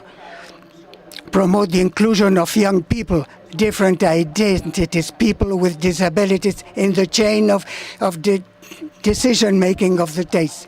Promote strategies to encourage the presentation of diverse candidates and the integration of groups in vulnerability conditions in electoral processes in all countries. Implement the necessary changes so that CSOs, social actors, and the private sector have permanent representation in the Surge and GTCC processes and the active participation at CISCA. We encourage all member states to create working groups with civil society representatives and national parliaments for the implementation of METSISIC recommendations. We need training strategies to implement this and to work between the surge and the joint group of summits and the private sectors for the implementation of the plan of action before the 10th Summit of the Americas. Good character, fed by faith, perseverance, patience, equity, love, nonviolence, and non-discrimination are the antidote against corruption. Our governments need to create mechanisms that address topics of human rights, transparency, and anti-corruption to attain a real and effective democratic governance. We nations have the great challenge to overcome the lack of transparency and deepen the brotherhood and cooperation between peoples and governments, taking into account the rights and dignity of each and every one of us to the free determination. The respect of the rights of others means peace. Thank you. Thank you. Thank you, Vanessa. This is a summit that is hosted by the United States. Government representative here on the stage today. So I'm going to give the floor to the host of the summit, the representative of the United States, Secretary Antony Blinken. Secretary, the floor is yours. Thank you very much. And let me start by saying, I don't think your mic is working. Hold on. Yeah, I think, yeah, it's working. Working now? Yep. Yes, great, thank you. This is what this summit is all about. It's not just about governments meeting together, as important as that is, and it is important because it's been more than 4 years since the heads of government of our respective countries have come together. But it is about working with, hearing from, listening to all of the stakeholders in our societies, civil society, the business community, labor, young people. And what the power of this summit is to bring all of us together. I hope that that includes a lot of interaction among the different groups, not just between the government representatives and civil society. But what we heard was a very powerful call for countries to adopt, adhere, implement basic democratic principles, all of which are founded in the democratic charter of our hemisphere that was launched actually at a summit of the Americas in 2001, in effect, and took life, and should be the foundational document for all of us. We all have shortcomings when it comes to this. We all need to be held accountable for those shortcomings. Civil society is a powerful way of doing that, and we value it, even if we don't always make clear our appreciation. But making sure that this voice is heard is critically important. It will animate what we do. And the last thing I'll just say is this is a critical time for our entire hemisphere. No region of the world has been more affected by COVID-19 than our region. We've suffered more loss of life than any other part of the world. And all of the other repercussions that followed from that, including economic repercussions where people are suffering. We have about 30% of world GDP in our hemisphere, but we need to activate it, and we need to activate it in a more equitable fashion. So there has to be greater inclusion in what we're doing. But we have COVID. We have climate. We have migration, which is at historic proportions. More people on the move in our hemisphere than at any time in memory, and that's also true around the world. We have the impact that technology is having on the lives of all of our people, and big digital divides among us. We have inequities in our health systems. All of these things, as well as the shortcomings that our various societies have when it comes to democracy, these are things that we need to work on together. And in part, that's what we're trying to do among our countries at the government level. Because we know this basic fact is true. And I think there's a recognition across most of the countries in our hemisphere. Not a single one of the big challenges that we face that's actually having an impact on the lives of our citizens can be addressed by any one of us acting alone. And not only acting alone in terms of governments, but acting alone in terms of stakeholders. The only way we're going to get sustainable results is if we can somehow bring all of the stakeholders along together. It's very hard, it's very imperfect, it takes time, but that's the way to do it, and that's exactly why we're meeting and listening to each other and trying to learn from each other. So in that spirit, I'm really pleased to see everyone here and want to keep listening. Let's close the round of government officials on the stage. Thank you, Secretary Blinken. Let's hear from Melanie Joy, Minister of Foreign Affairs from Canada. Thank you. Well, it's great to be here. Thank you, Tony, for hosting this important Summit of the Americas.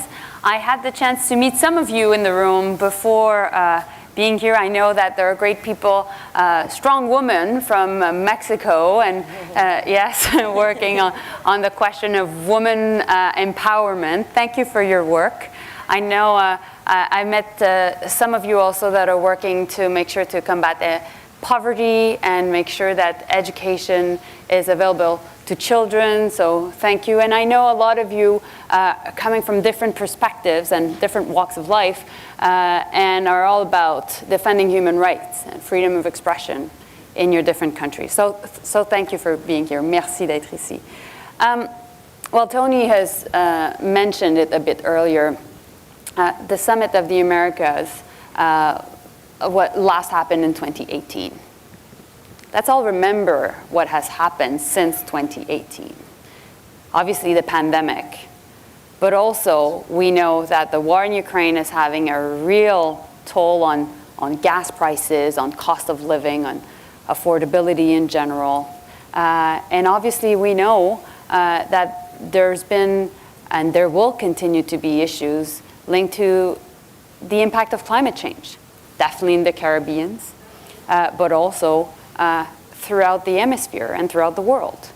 And so more than ever, the discussions we're having at the Summit of the Americas and everything in line with foreign policy is having an impact in people's lives and in households. May you be in Erica's country, in Panama, in Canada, in the US, in Chile, etc. And so that is why it's important that we have this conversation together, because more than ever, your work is also important. And we need to make sure that we continue to talk to each other. There's been some issues also in dealing with our own democracies within the hemisphere. We know that. There's been shining lights from President Cortizo in Panama and Erica, you're part of this government, from Gabriel Borich's election in Chile, but there's been also democratic backsliding, and I'm convinced that many of you in the room have opinions about that. And so we know that democracy is being threatened three ways. The first one is linked to the fact that there are some authoritarian regimes and authoritarian leaders that are challenging democracies, and there's that fight on the world stage between both regimes. The second one is also democracies and democratic institutions being challenged at home within our own democracies, and a mistrust of people towards the very possibility of countries being able to tackle these difficult issues. And the third one is the impact of the online discussion, so democracy and in the digital age, and the impact of misinformation and disinformation. That's definitely something we have to look into. So thank you for being here. Clearly, as the representative of Canada, it's a pleasure to be here and being a strong voice for human rights and feminist foreign policies and many other issues. And of course, it's my goal to make sure that we have greater discussions and relationship between each other. Thank you. Thank you. Thank you very much. Merci beaucoup, Madame Minister. And let's hear from the Minister of Foreign Affairs from Panama, Erika Moines. Gracias. Thank you very much.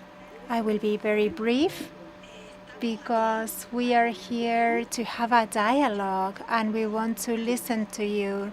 We believe it is important for you to have the key words.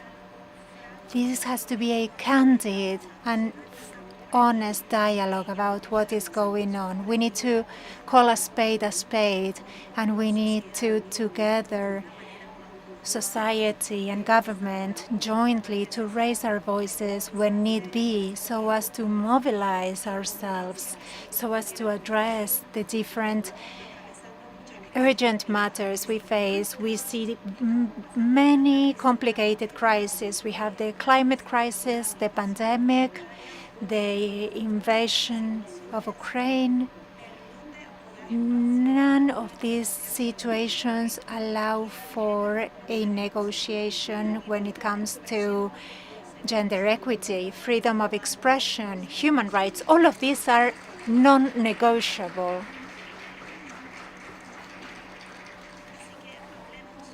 Let's discuss, let's go to the point. Let's ensure that we, the states, can listen to you and address the concerns that you raise. Thank you so much, Minister. Let's close this round. The two other voices from civil society. Let's start with Adela Panezzo Asprilla from the Center Familiar Afro de Santeño.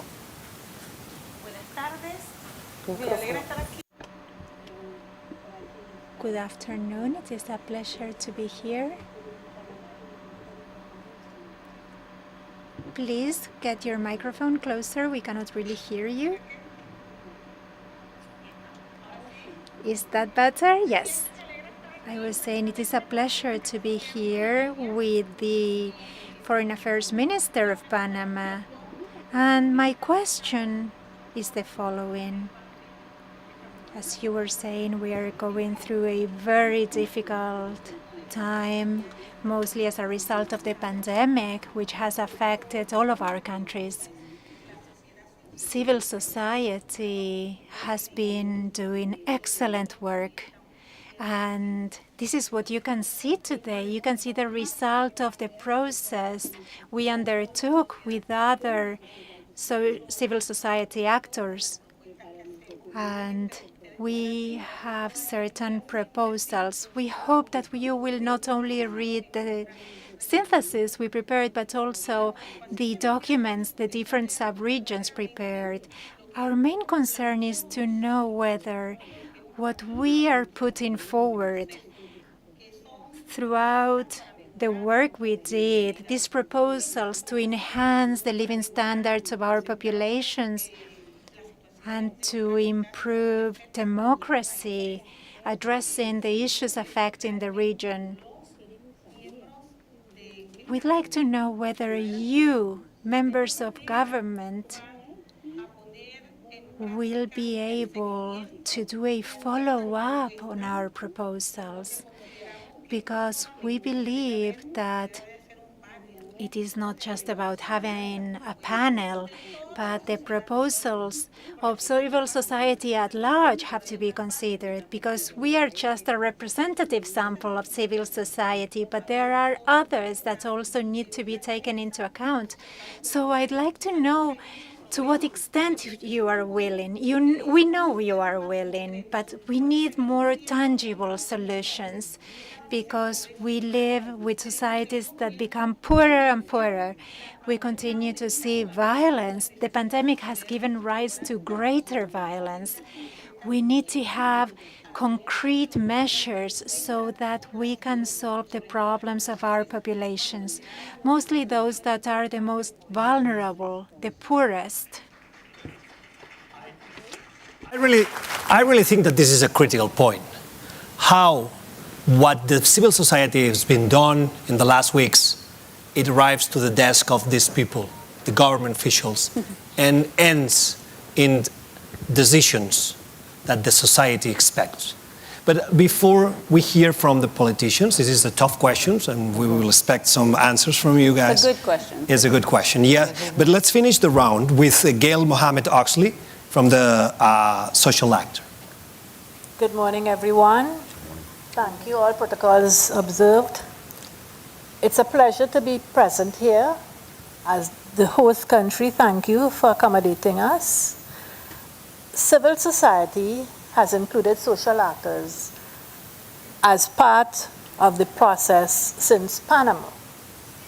Now, yes, we have become a part of, but we are still apart from. Why I say this is because many of our social actors are not practicing politicians. And we have to face the agonizing attitude and the agonizing developments that politicians practice. Many of us prefer to stay away from conferences like this. Why? Because we do not feel a part of. It's not part of our culture to be fighting, to be arguing, to be questioning unnecessarily, to be preventing, to oppose unnecessarily. We don't like that.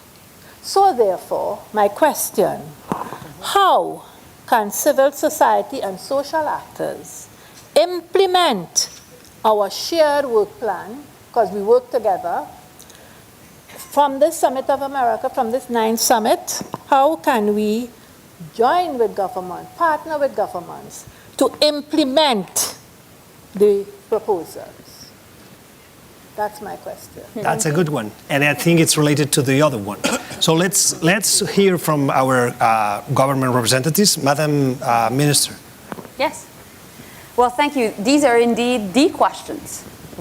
Because I'm the Foreign Affairs Minister of Canada, but I'm also a member of Parliament, directly elected, and therefore I really understand the legitimacy that comes with the fact of representing people directly in my riding of Montreal, and being able to make sure that I serve them well in order to have the legitimacy to be at the cabinet table with Prime Minister Trudeau and really take decisions in terms of our foreign policy. And so it goes both ways.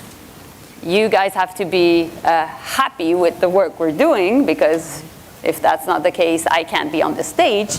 And at the same time, we have to work together to find a way that when we take decisions based on your advice and your comments, that we can celebrate the solutions we found together. And I think that's the balance we need to get to. Because if we don't, and if there's just an idea of confrontation, which I clearly don't see in the room, not at all, but if we don't, we're not able to show to our citizens that democracy works, institutions have a legitimacy, and therefore we can be able to work on creating more opportunities and basically that government matters. I come from a country where at the core of our Constitution, it's written peace, order, and good government, which is quite rare, quite frankly. Good government. What is a good government? A good government is a government that is serving the people, but also that is able, when serving the people, to be efficient, that is able to make sure that we're addressing systemic issues from racism to poverty, but also that the people within Canada believe that government works and matter. So on the international stage, this is how we conduct our businesses and our foreign policy. And it is, yes, about having solutions in the Summit of the Americas. I think clearly Tony can talk about them, but to help your healthcare system, to make sure that we can deal with the root causes of migration, and finally that we can really tackle the issue of climate change, well, building real infrastructure, making sure that people are able to deal with more and more crises that are happening on the environmental front that are having an impact on food crisis and just their capacity to work. So that's what I would say to your tough questions, ladies. Merci. Okay, Minister. Yo tengo una respuesta.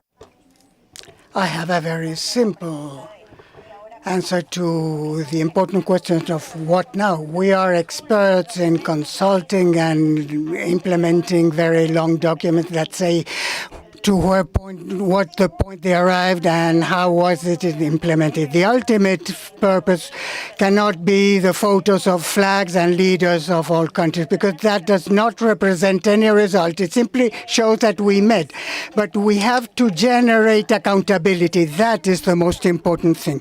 But otherwise, we will have thousands of wonderful speeches without any consistency with our actions. We have to start these summits and fora by talking with what we promised in the past and what was done in that respect.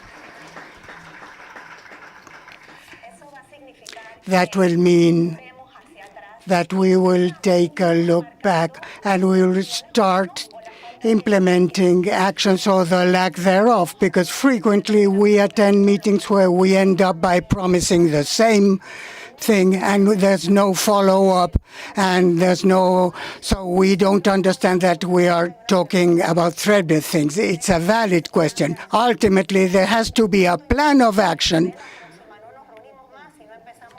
with the purpose let's start the next summit by talking with what we did, really.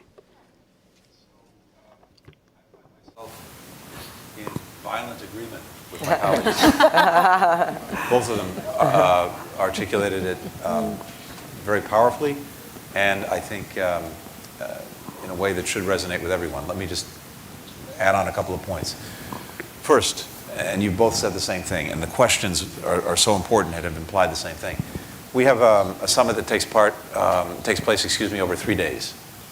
But the other 362 days of the year matter more, because it really goes to whether we're actually going to do anything about what we've said here in Los Angeles or what we said at previous summits. I think Erica's idea of imposing a report card on ourselves is a really good one. Yeah. We should be held accountable for commitments that we've made, principles that we've said we'd adhere to in the past, to see if we're really doing that. So that's a really good idea. I think we should take it on. But I don't want to discount the fact that as challenging as it is, we are doing things that I think can have an impact, will have an impact, if we follow through.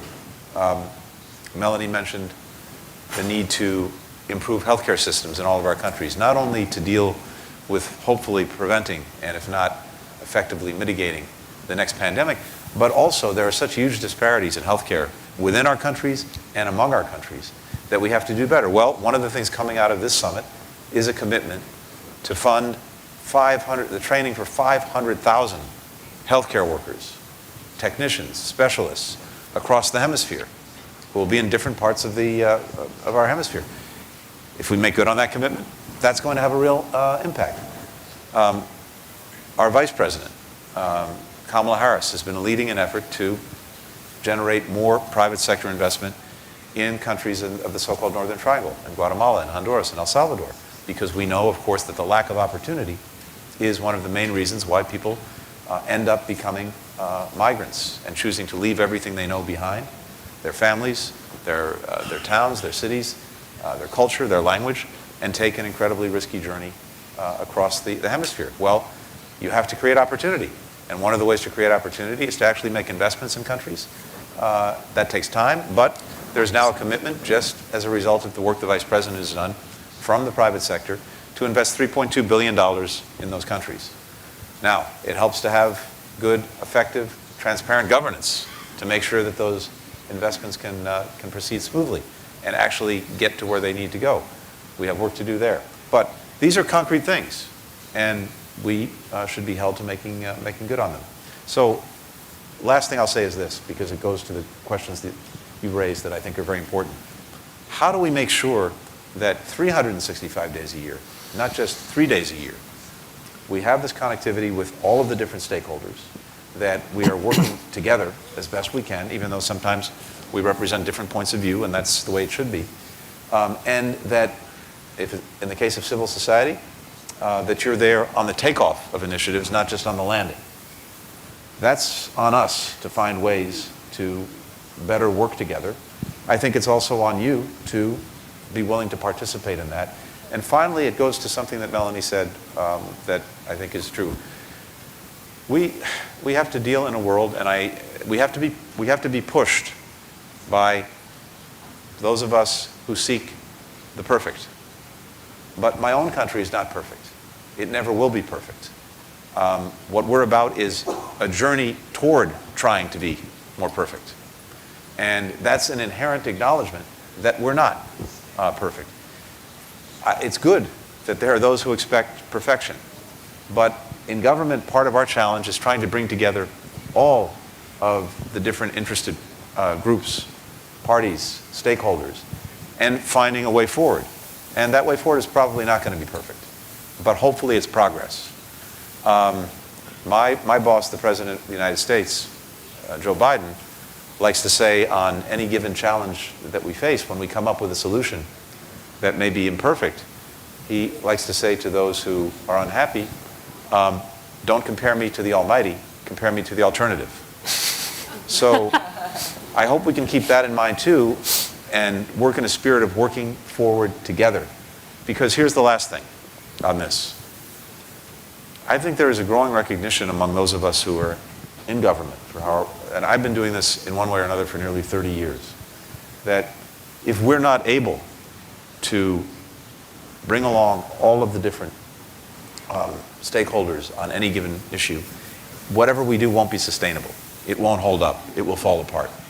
So simply out of rational interest, we should be doing this. It also happens to be the right thing to do. And sometimes it's nice when conscience meets practicality. And I think it's a necessity that we do this. Thank you, Secretary. Let's hear from Vanessa. This is a conversation. We have 6 minutes left. Vanessa, be short if you can, and then we will hear from others.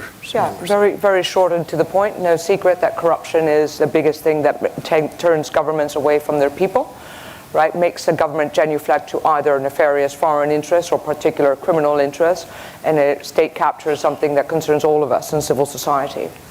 I spoke the recommendations from my group. They're not my recommendations, they're the group's. And I would like to hear from you and those in government 3 specific ways in which you will help us concretely combat corruption and state capture and the involvement of aspects of government, including militaries, in activities like drug trafficking. How are you going to help us get our governments back responsive to our people? Thank you. Let's give 1 minute for each. Let's start with Minister from Panama. 1 minute. La lucha. The fight against corruption, trust in governments is being eroded. What happens in democracy is simply that there's far less trust in our leaders. And this is happening in all our countries. And to the extent that we lose trust, we lose representative. So fight against corruption goes hand in hand in the interest of all politicians that govern, because if they don't receive the trust of the people, they are not representing anybody and they lose leadership. The commitment has to be essential. We are at a very dangerous and point. We passed a very serious pandemic with scandals in all countries as to the management of the medical inputs to fight the pandemic, etc. And this really eroded the trust of all our peoples, and that fight against corruption is very important, not only because it's a wish of the entire society, but it has to be in the interest of all our leaders. We could talk a lot about what can be done about corruption, from digitization to other things, but it has to be an absolute priority.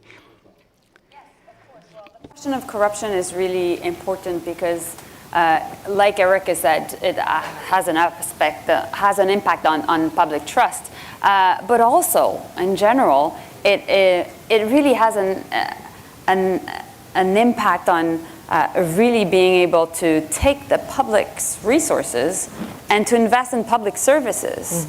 And so, of course, I can understand the frustration,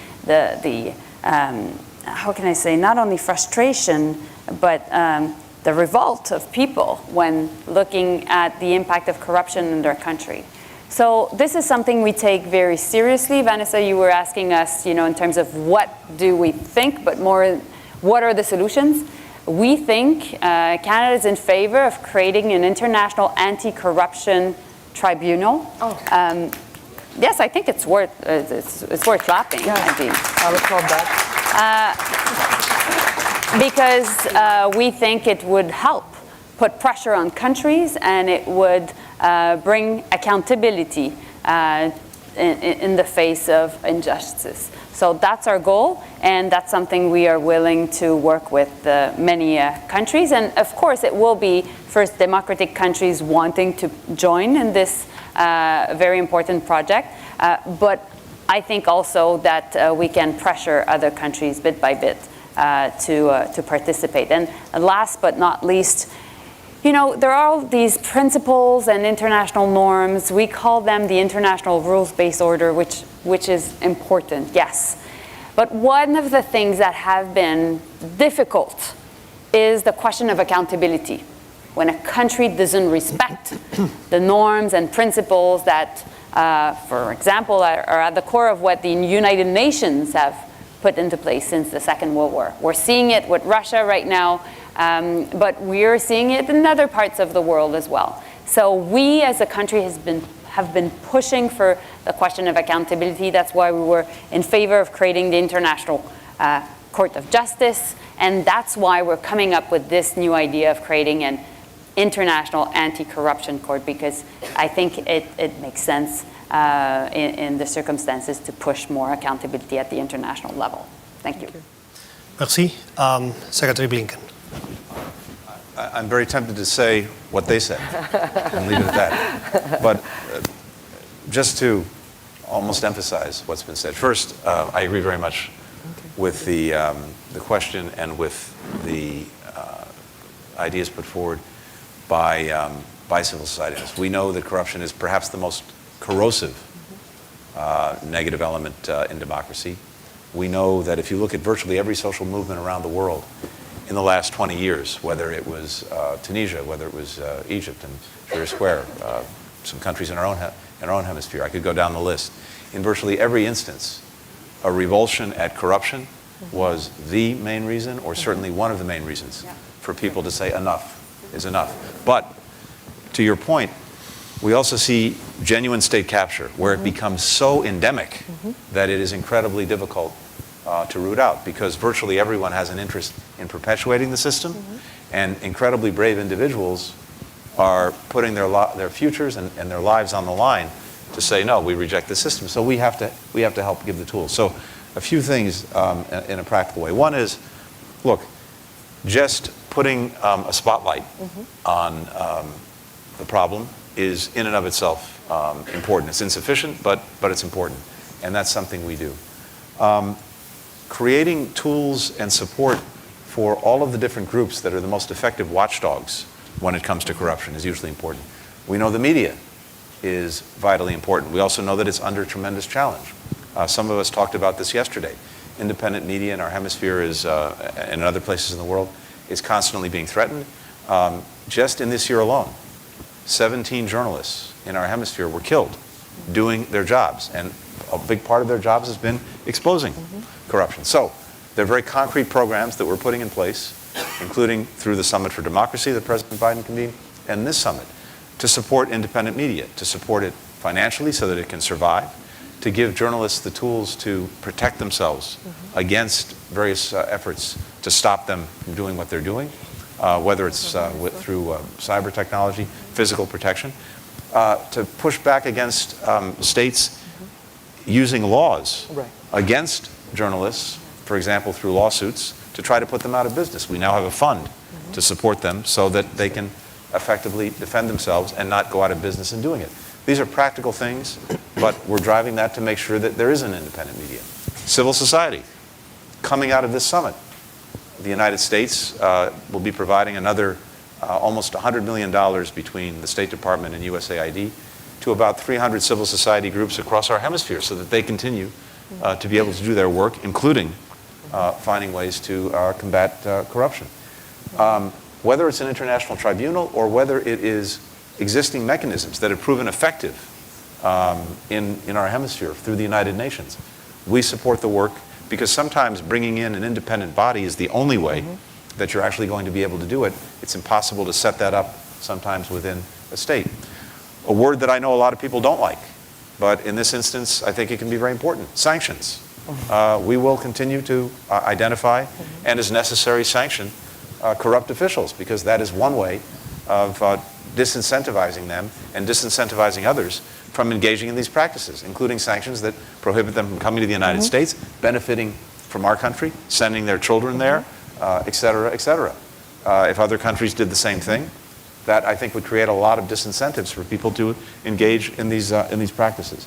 And then there are lots of things that can be done that different countries can look at, including my own country, for example, looking at things like beneficial ownership, who actually owns and is behind different institutions and different assets that are being used, including to advance state capture. So there's a very practical list, but I really do think it starts with a common commitment to say that this is inherently in contradiction with the basic principles of our hemisphere, principles that all of our countries agree to in the charter that should animate what we do.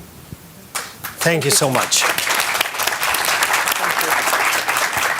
I was advised to finish this panel sharp at 1:45, so I think it's time to thank Secretary, ministers, and voices from civil society on your job, your work done in the last weeks, the last months, and since you took your positions. We trust you. We need you to work hard to those voices, those ideas, ends up on your desk and changing things. Thank you very much. Thank you. Thank you. Thank you, sir. Claro, gracias a ti. Thank you so much. Gracias. Appreciate it. Thank you. Yes, Canada, that's it. Thank you so much. Good to be with you. Gracias. Oh. Yes, well, thank you. Okay.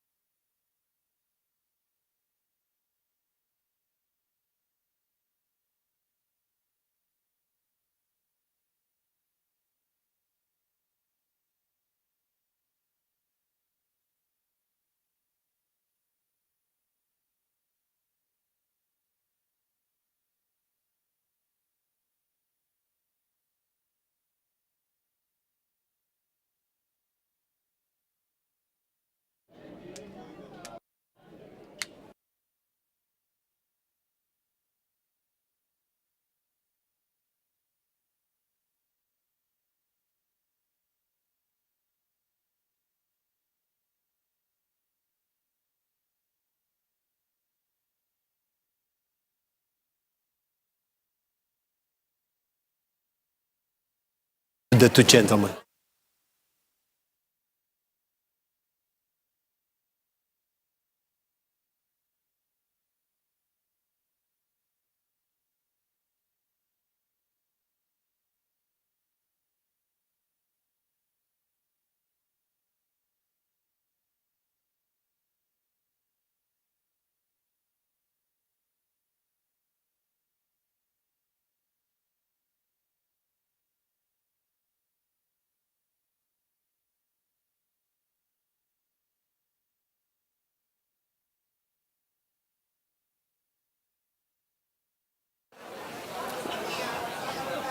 We are ready to start. Please have a seat. Vamos a comenzar la sesión. We will be beginning our session on digital transformation. Please take your seats.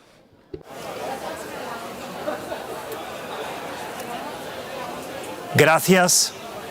Thank you.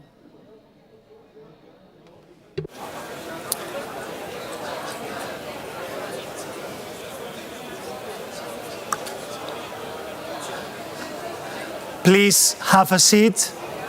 We are going to start.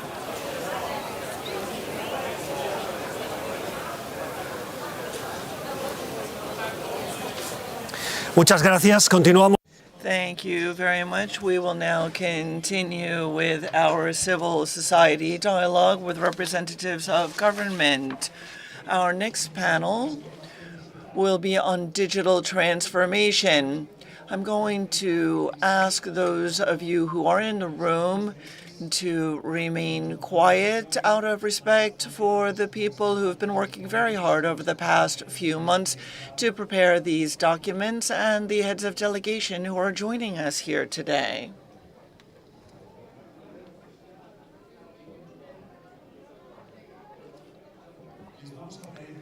Once again, we would ask those of you in the room to lower your voices. Thank you very much. We have with us Rommel Lopez and the delegations of the different countries, the Vice President of Colombia and the Minister of Foreign Affairs, of Colombia, and National Summit Coordinator of Jamaica, Ambassador Janice Miller. Thank you, everyone, for joining us here today. Let me read.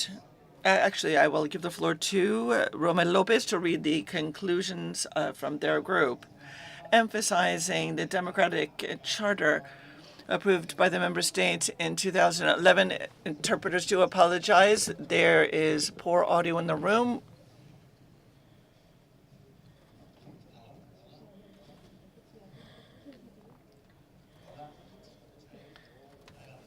Very well. Sound quality has improved. Making an emphasis on the Inter-American Dialogue Charter. In 2011, the presidents of the Americas agreed in Canada to work on collective responsibility to improve the well-being and the security of our countries. At the 9th Summit of the Americas, digital transformation is a new commitment for the development of technologies of our governments. Education, health, manufacture, and considering digital transformation to incentivize frameworks to recognize the importance of education and to incentivize digital education for senior citizens and to adopt policies that would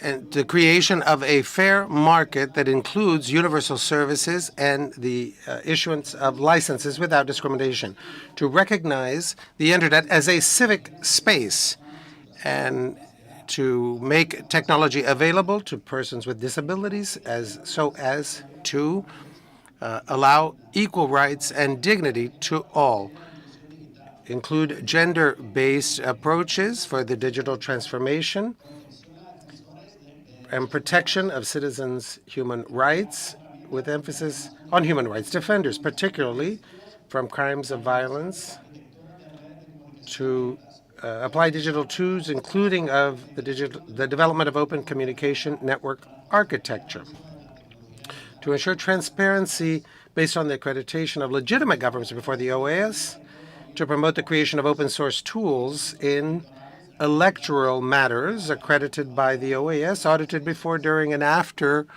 elections by the means of use of election technology, to recognize the right to the identity of citizens, to have access to their identity and citizenship documents, so that citizens living abroad will have the right to vote, e-democracy, digital technologies, and databases that protect identities and privacy.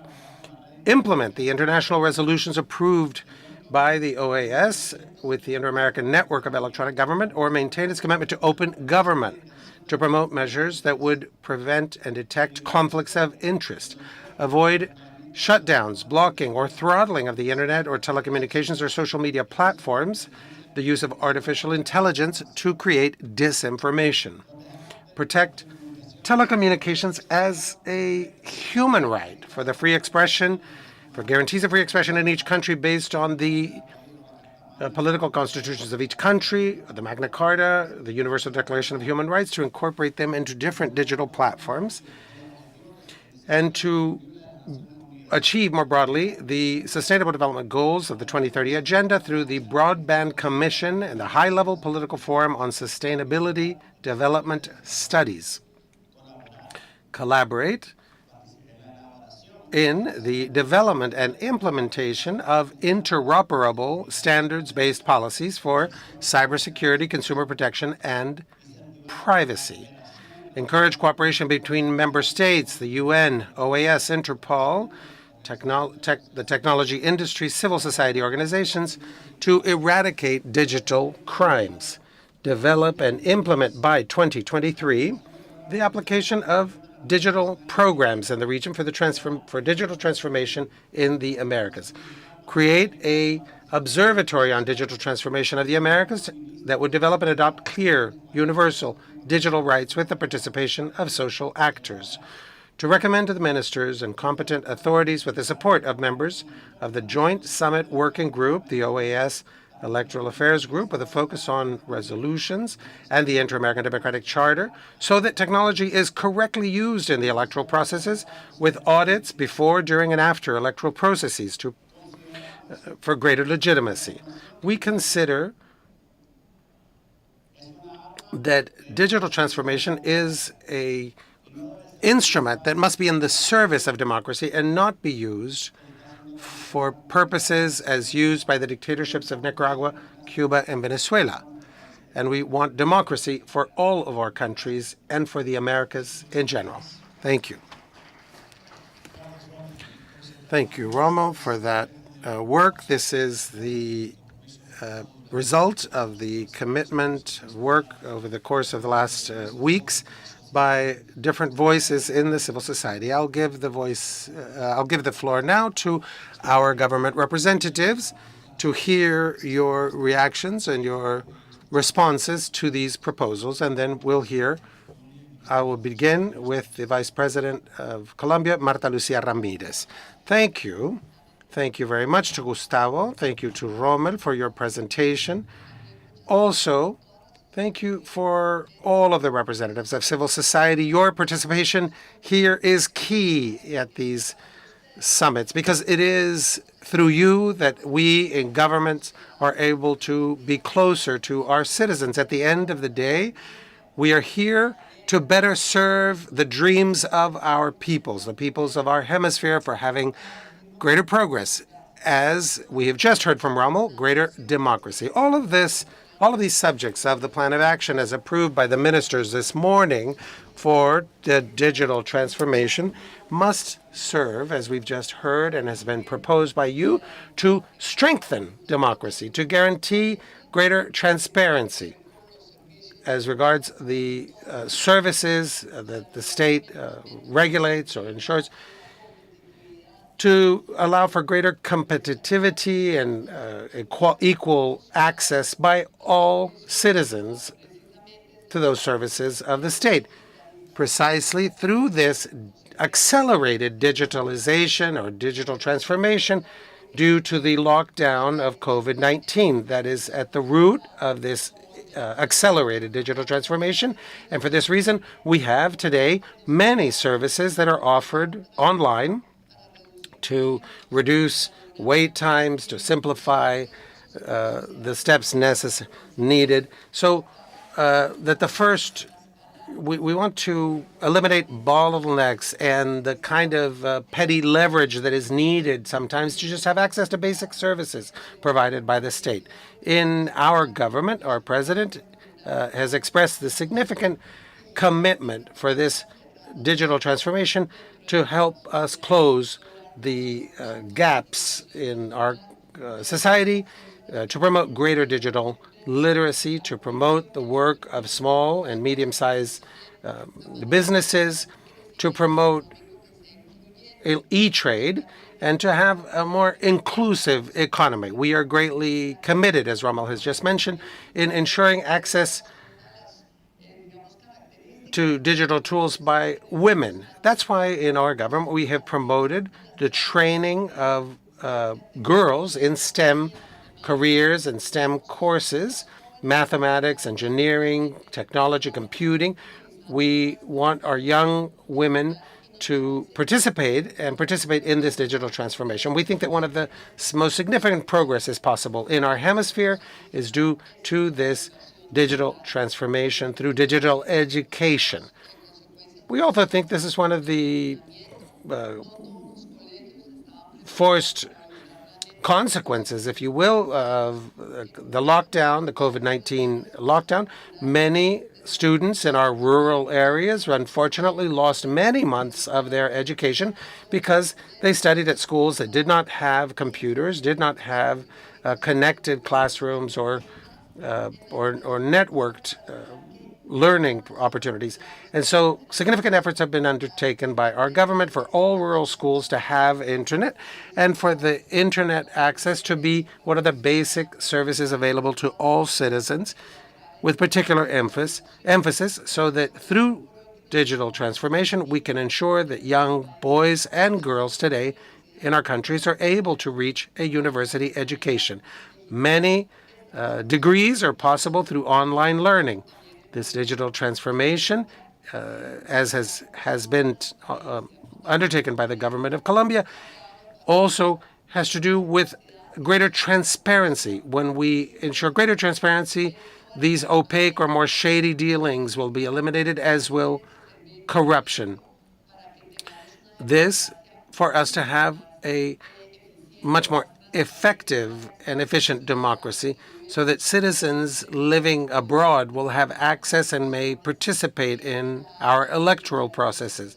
We want this digitalization to be a tool in the service of democracy and not in the service of dictatorships. I have just returned from a meeting where we met with the foreign ministers, and we were pointing out there the importance that in our hemisphere we talk about democracy. We want a unified hemisphere that would progress together and is able to offer better employment opportunities that would give citizens a greater degree of opportunities. And we're only going to be able to achieve that through freedom of thought, freedom of religion, freedom to speak your own language. In one of the countries, we've heard that even the Spanish Language Academy, the official language academy of one of our countries in the hemisphere, has been shut down.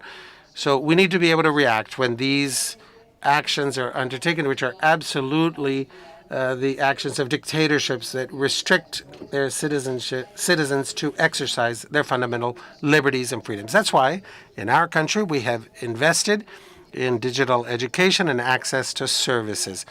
The priority for us today is to have digital access in the courts, from the courts. This is a way of ensuring timely justice, an effective and efficient work of our judicial institutions. The Ministry of Health has also made it possible for clinical records be digitized so that any doctor with permission from her or his patient is able to access the medical history through digital means. This would be progress, transparency, and democracy for our hemisphere. Thank you, Madam Vice President. We'll now hear from the representative of Jamaica, Ambassador Janice Miller. Thank you very much, Mr. Moderator. And good afternoon to everyone, Madam Vice President, Secretary General Almagro, the panelists, the representatives here. It's a pleasure to be here this afternoon and to represent Jamaica at this very important gathering of members of civil society and social actors as we consider the very important topic of digital transformation. And so we thank you for the invitation to be here, and we thank Rommel for the recommendations that he has just shared with us. And we do commit to looking at these very carefully, especially as we do so from the perspective of a small island developing state. And this is the perspective which Jamaica wishes to bring to this entire discussion on digital transformation.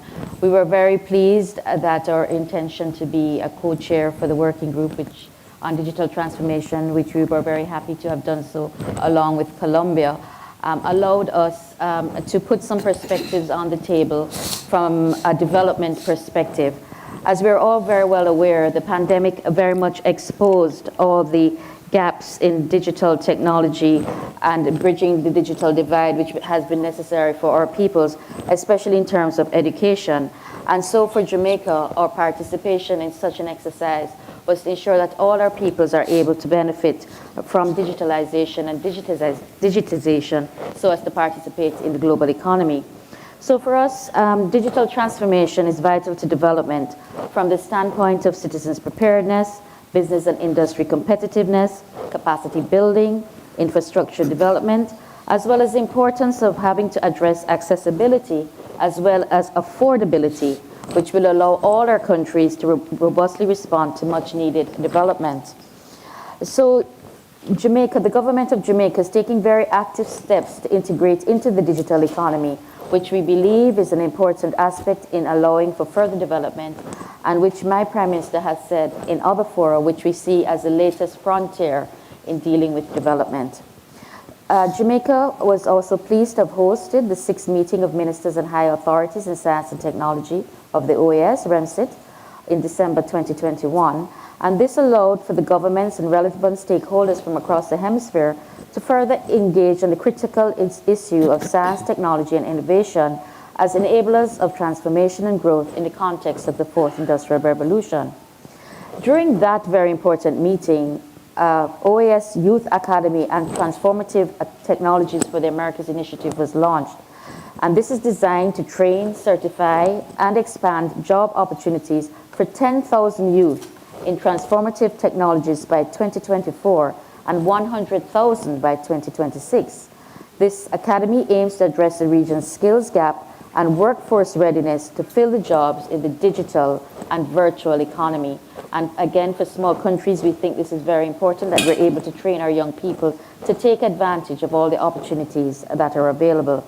So we were very, very delighted and satisfied as to the inspiring response from young people across the region who have already joined onto this platform. Just 1 month after the launch, over 20,000 young people had registered onto the platform. And we think this is a very amazing example of what can be done through initiatives such as these.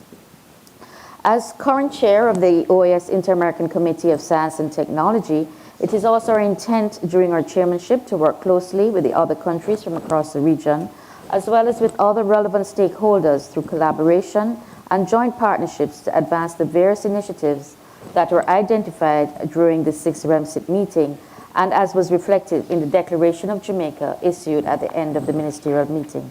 But what is Jamaica doing as part of our own focus for digital transformation? So I can indicate that this is really focused on 2 main areas: digitalization of public services, and in this respect, we're rolling out a national business portal and undertaking a reform of our national identification system, which is called NIDS. We also believe that there's a need for regional and hemispheric collaboration in cybersecurity, for example, in dealing with digital networks.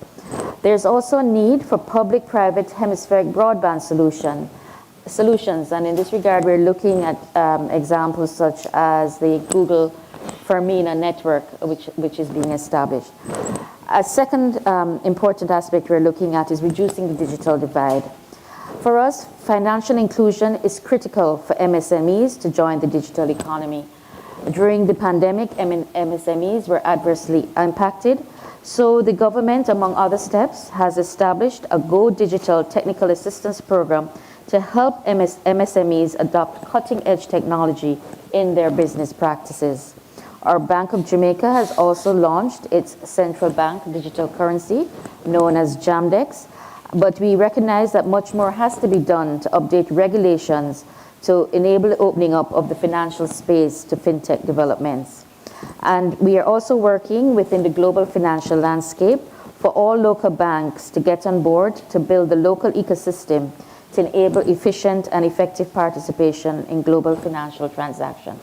So, Mr. Moderator, ladies and gentlemen, we recognize that there's a lot to be done, but you can be assured of Jamaica's commitment to be part of this digital transformation and to ensure that there's equal opportunity for all member states of the Americas, whether large or small, and which face particular vulnerabilities, are able to participate effectively and equitably. Thank you. Thank you very much, Ms. Miller.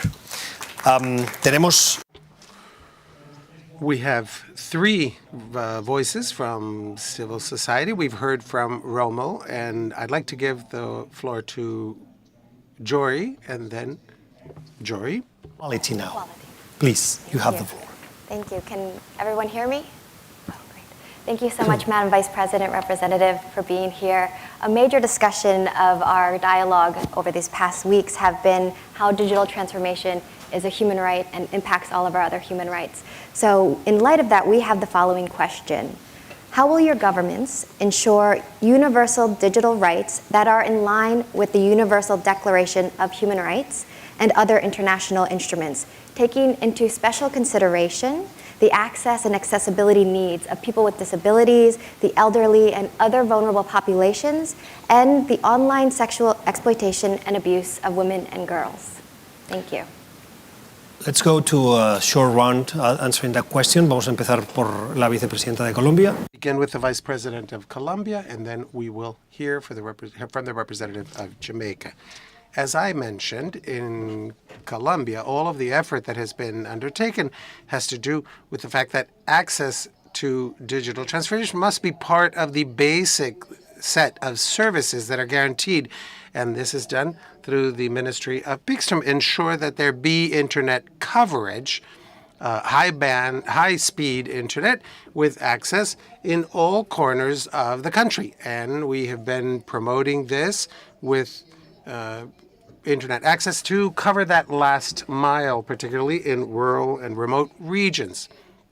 We also believe that access to the internet and to the digital transformation also has to do with digital literacy that I mentioned. We need to ensure that the access to all services of the state may be done digitally. We increasingly offer new services through digital means so that this would make the work of government more transparent and efficient for those state services. In the case of women and girls, obviously, this has been a priority to approach it with the gender perspective. We work closely with the national police to establish a special hotline so that any case of threat or abuse or rape may be immediately reported, and that this hotline be used with any phone. We want there to be a rapid response on the part of the authorities. We're satisfied because Colombia in the year 2019 was considered the third country for the OECD rankings after, I think, Ireland and Korea in everything having to do with open government and digital government. And we work every day to continue along that same path. I would like to go deeper on a subject in your intervention. Ms. Miller mentioned the challenge of access and the cost. In many countries of Latin America, there are enormous economic inequalities, and those more rural and marginalized populations have challenges of having access. Even if it is available, it isn't a priority because their priorities are ensuring adequate food, security, education for their families. How do we address that challenge of making sure that the internet is not only there, but that is affordable or that they can have it for free?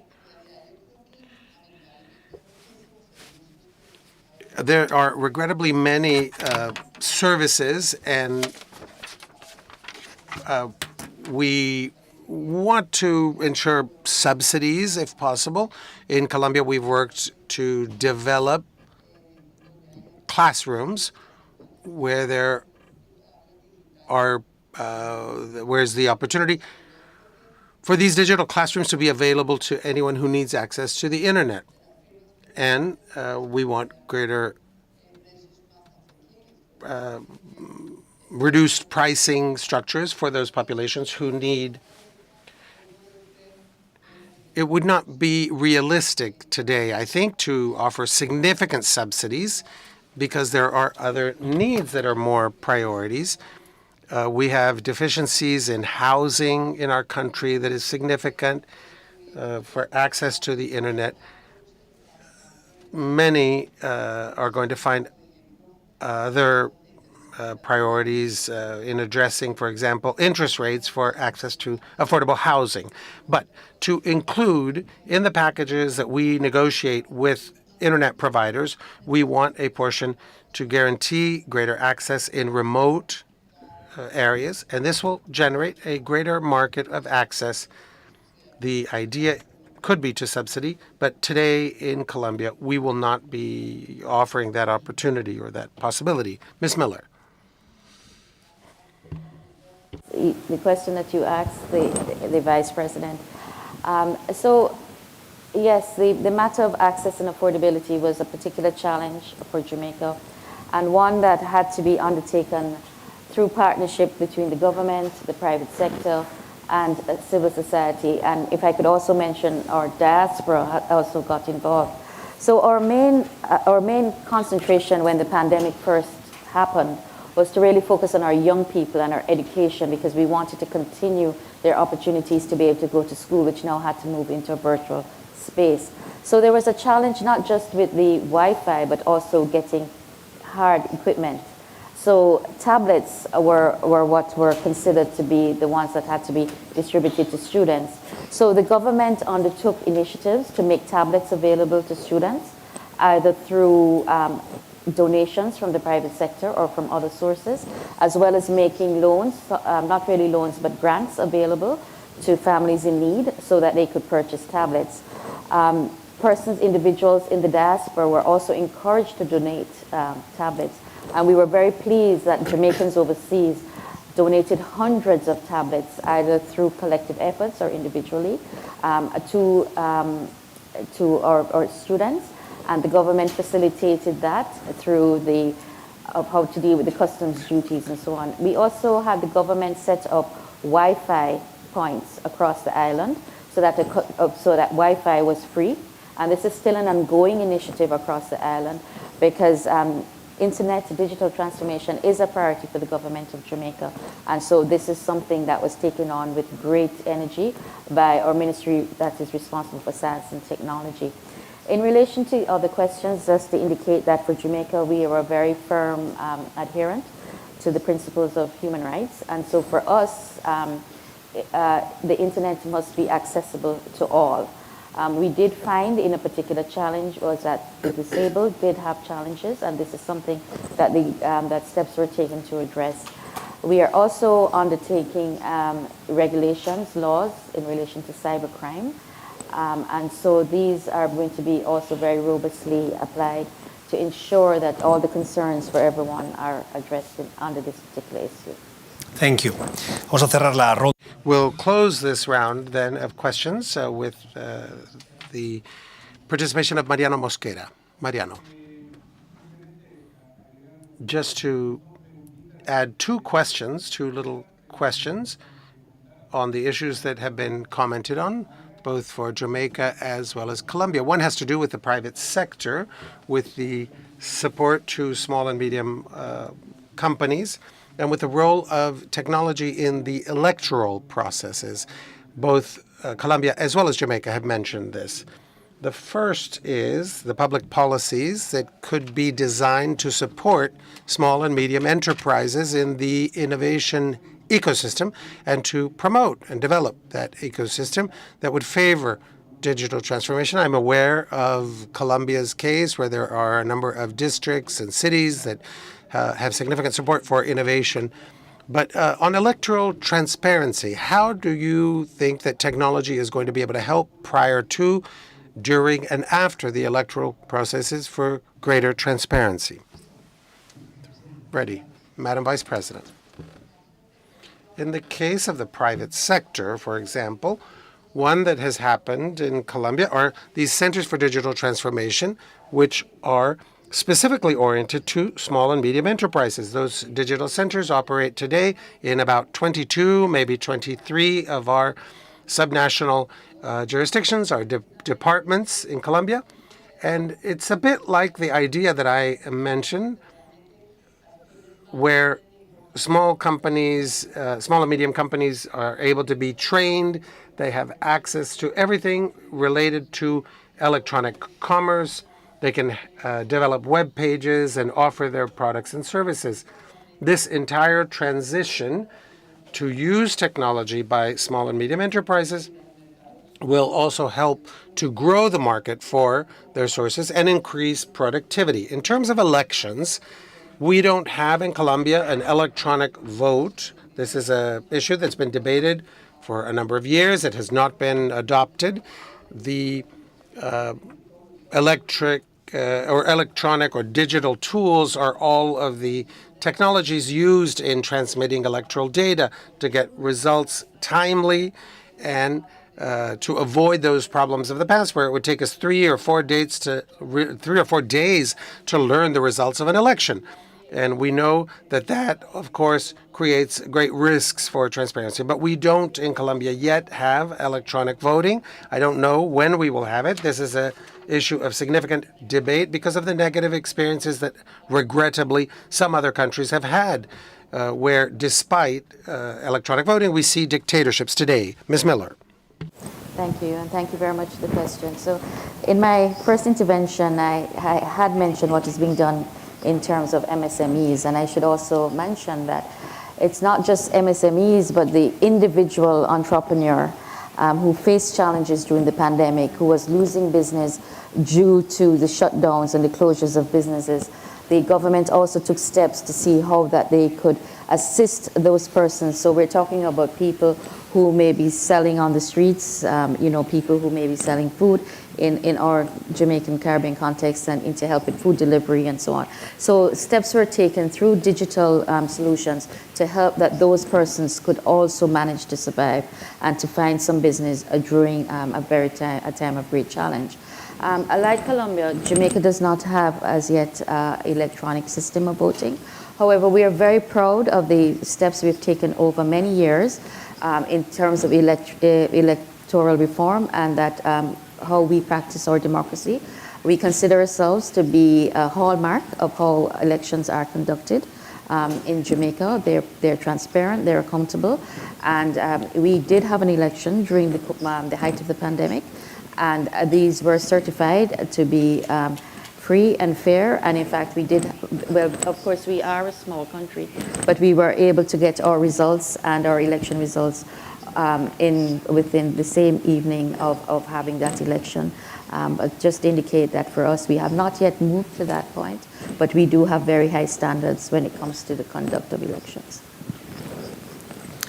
Thank you so much. I think with that, we have to finish our panel. Con esto tenemos que... Again, we do need to conclude on this note. It is 1:30 p.m. We'd like to thank those who have been with us here at the head table and those who have joined us in the room and remotely. Thank you. ¿Podemos poner el micrófono un par de minutos, Sí, como rápido. mucho, por favor? Sí. Adelante. Just one more brief moment. I just wanted to say that, as has been said previously, the digital world has to do with healthcare and other topics, as well as migration, which is my field of expertise and my true area of passion. And a lot of people call me today and ask if I can help to find their family members. And I try to help people by doing this to see if people are at a U.S. detention center. And sometimes it takes me several days. But I do have to reach out and look at social media and talk to people in Mexico, and it is incredibly challenging. I know that there are attorneys from Nicaragua, Venezuela, from Cuba, and other countries as well. And this is a topic that is of tremendous concern to me, being able to locate individuals or their remains. Thank you. On that note, we do conclude this panel. Thank you.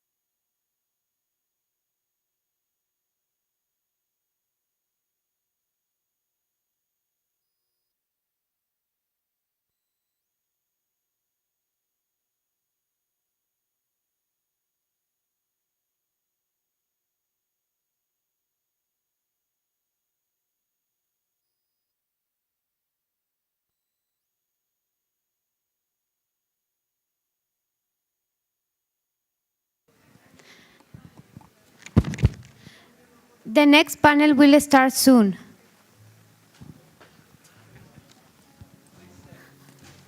Please stay.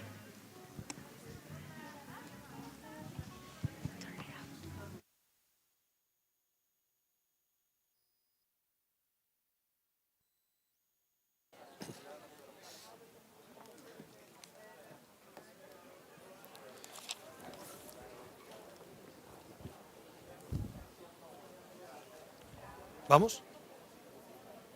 Ok. Ya. Ok. Listo. ¿Empiezo? Vamos a comenzar. Very well, we are going to get started. Thank you for joining us on this occasion. At this time, we will be talking about health and resilience. Obviously, the topic is to listen to the representatives of civil society who have worked on these documents and then open up our conversation. Let me give the floor to Sandra Serrato from the Institute for the Sustainable Development of La Lenca Women of Honduras. Sandra, please, the floor is yours. Good afternoon. I don't know if you can hear me. I'm Sandro Serrato Flores. I am here with Jacqueline Ruisi, Kendall Trapp, and we are the spokespeople for the Working Group on Health and Resilience in the Americas. Today, I'd like to present a summary of the recommendations of the Civil Society of the Americas in the context of the political commitment of the nations of the Americas here at this summit to implement a plan of action beginning this year, 2022 through 2030. During the pandemic, we saw set aside infectious diseases and many other treatments, including human hormone treatment, gender adaptation, mental health, and other procedures. And at this very key event, we'd like to present the following recommendations. First, achieved by the 10th Summit of the Americas, an agreement on a plan of action on health and resilience in the Americas in an effort to ensure greater access to all in terms of the ability to engage in resilience, including psychological and physical health. This includes women, children, adolescents, older adults, people with disabilities, the LGBTI community, indigenous and Afro-descendant communities, faith-based communities, migrants, and other groups in vulnerable conditions. 2. The Health and Resilience Action Plan includes the implementation of leadership programs in sexual and reproductive health and family planning, international standards in human rights in health that includes protocols for caring for vulnerable groups, including pregnant individuals and the fetus, ensuring there is attention to contraceptive requirements, infectious disease care among member states, including the highest morbidity and mortality rate diseases and illnesses such as tuberculosis and HIV, hormonal treatments that include transgender persons, as well as patients requiring treatment for terminal illnesses. We specifically request greater access for those who need antiviral treatment and the medications and supplies necessary to ensure such treatment. In particularly, we believe that it is appropriate to immediately review any practices that modify the sexual characteristics of intersex persons without reliable medical reasons and without the full and informed consent of the intersex individuals. Based on the American Convention of Human Rights and other instruments of protections, especially emphasizing the protection of children's rights and family life. Include strategies that ensure universal health by eradicating the gap in terms of unemployed people. 6, establish national plans and public budgets in health, creating auditing, monitoring, and follow-up mechanisms that contribute to ensuring proper compliance with plans of action. 7, strengthen the growth of education and training of professionals in the field of medicine, comprehensive public health, biomedical scientific education, telemedicine, and improvement in treatment to ensure the development of these technologies with professional ethics, as well as confidentiality, ensuring the inclusion of Afro-descendant and other groups in recognition of their ancestral knowledge, preparing the hemisphere under international standards to ensure that we see the documentation of COVID and other similar diseases. Also, to pay closer attention and provide care for non-transmissible diseases, ensuring sustainability and the financing of public health systems in this regard, insofar as these illnesses are responsible for the greatest number of costs in the public health system. 9, avoid the pollution of the environment and water, strengthening the availability of drinking water and allowing for greater access to individuals to all types of cross-cutting single health opportunities with a view toward improving results in health throughout the region. 10, to create conditions to strengthen the capacity of manufacturing and marketing safe, effective, and high-quality medical products in the region, to adopt policies that support sustained multi-sectoral participation in the areas of health, science, and technology, as well as industry and trade,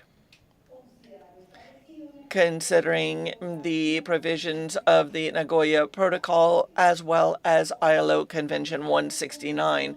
11, to create the conditions to obtain raw materials for medication and thus be able to strengthen, manufacture, create, transport, and sell these products for our healthcare systems in an effort to ensure transparency in the manufacturing and sale of these medical products, ensuring that the rights of Afro-descendants and indigenous peoples are respected in these manufacturing processes.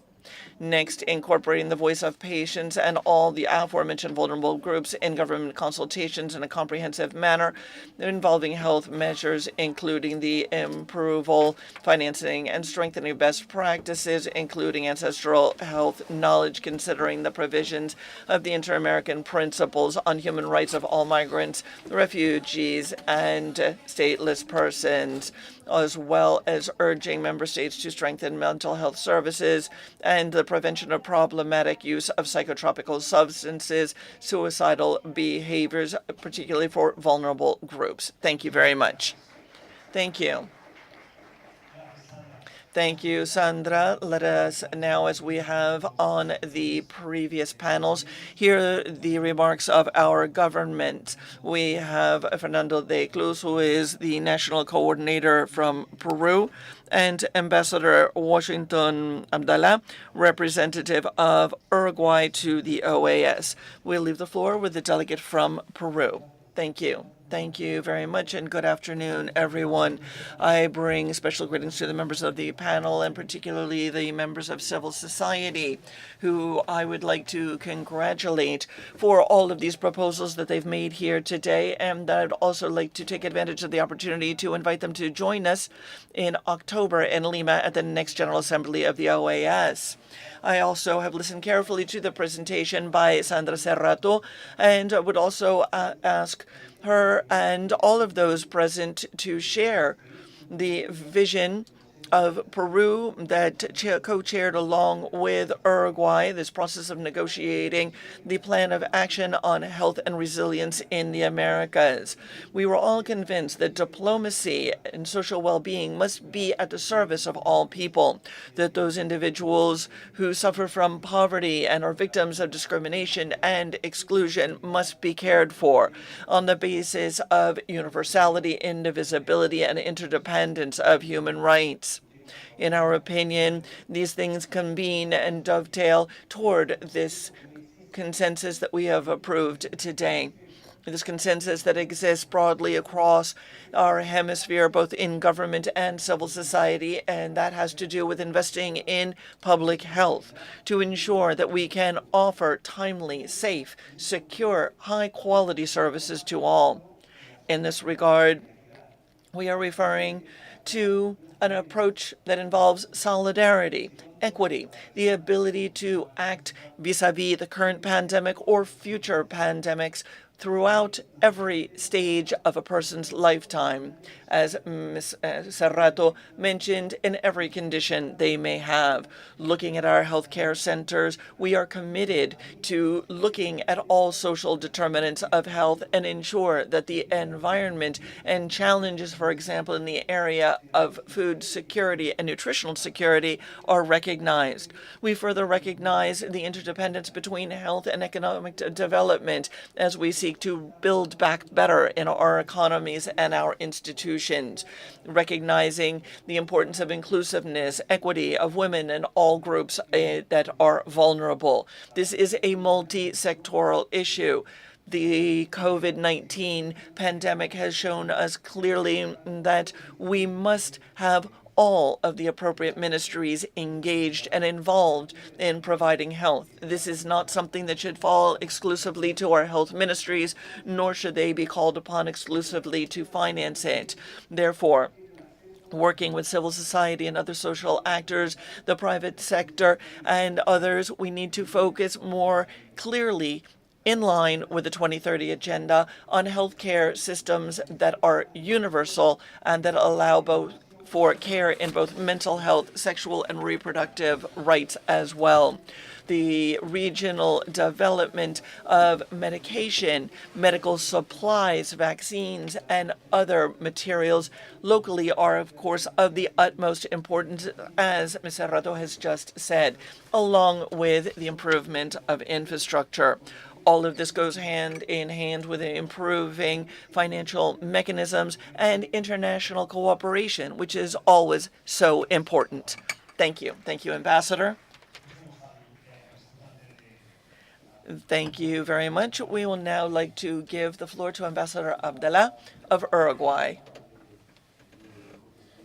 Thank you. The advantage of co-chairing with Peru is that the core of what needs to be said has just been said.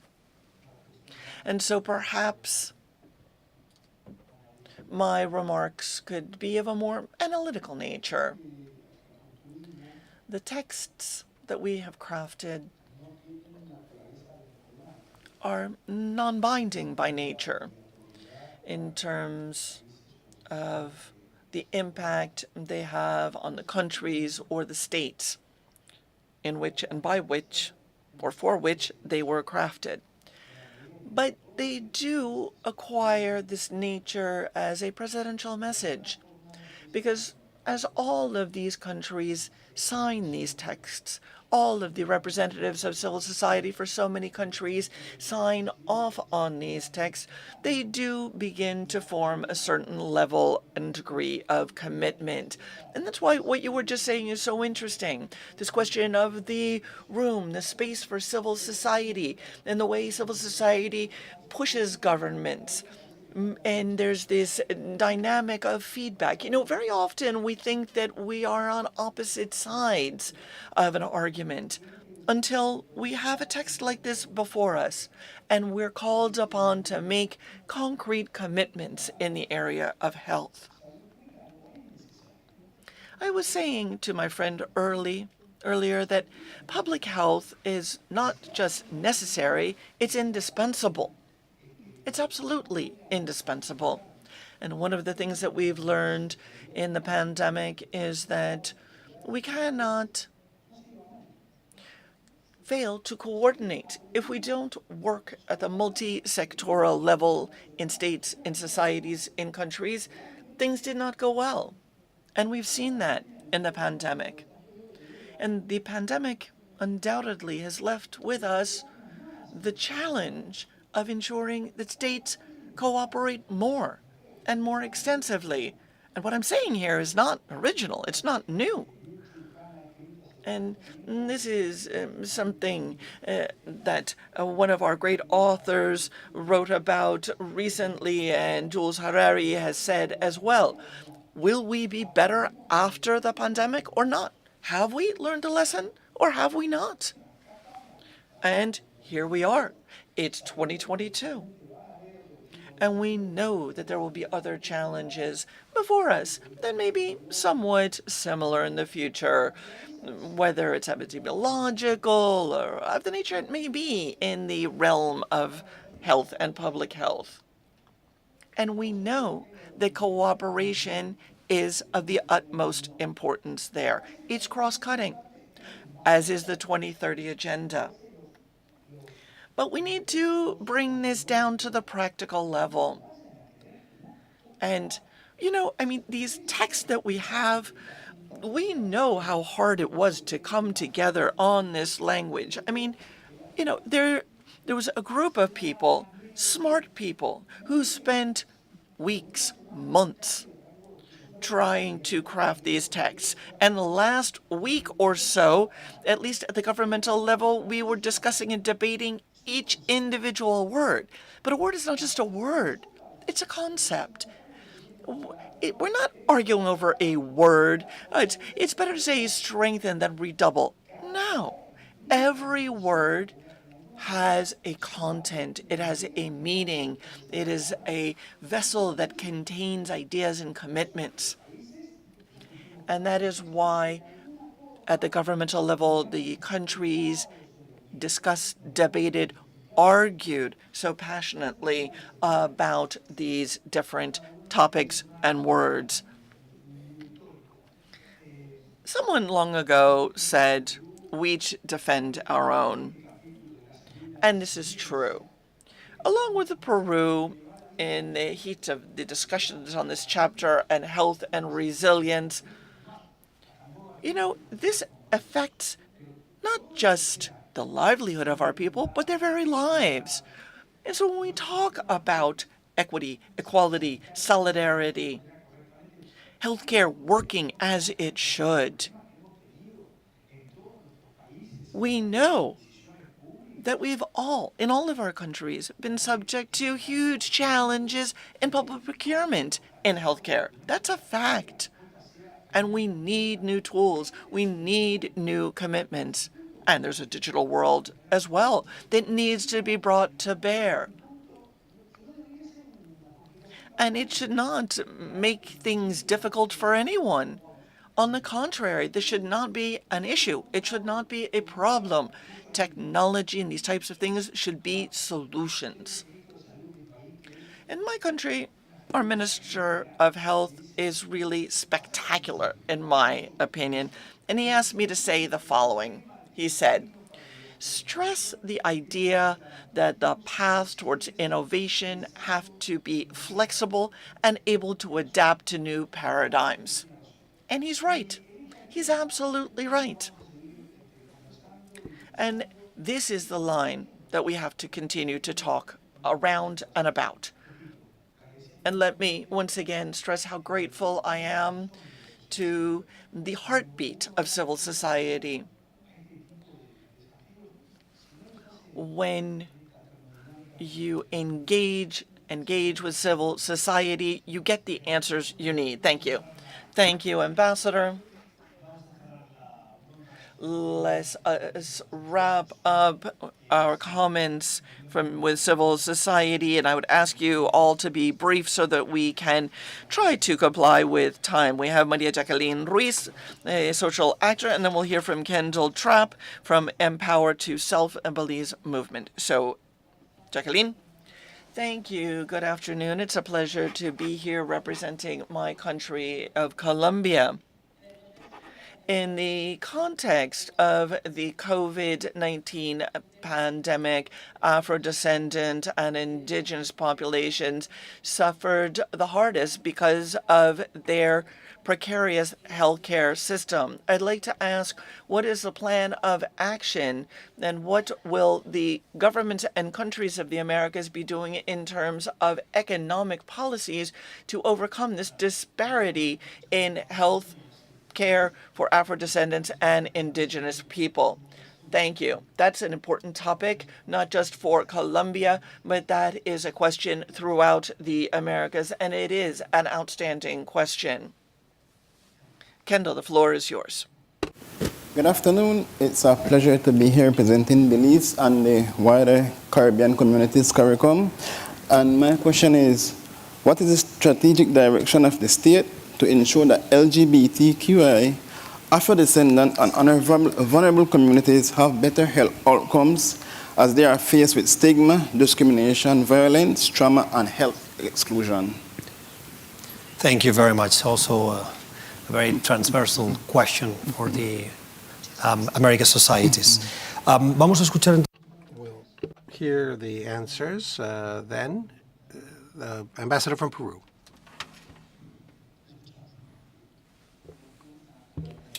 As regards the first question,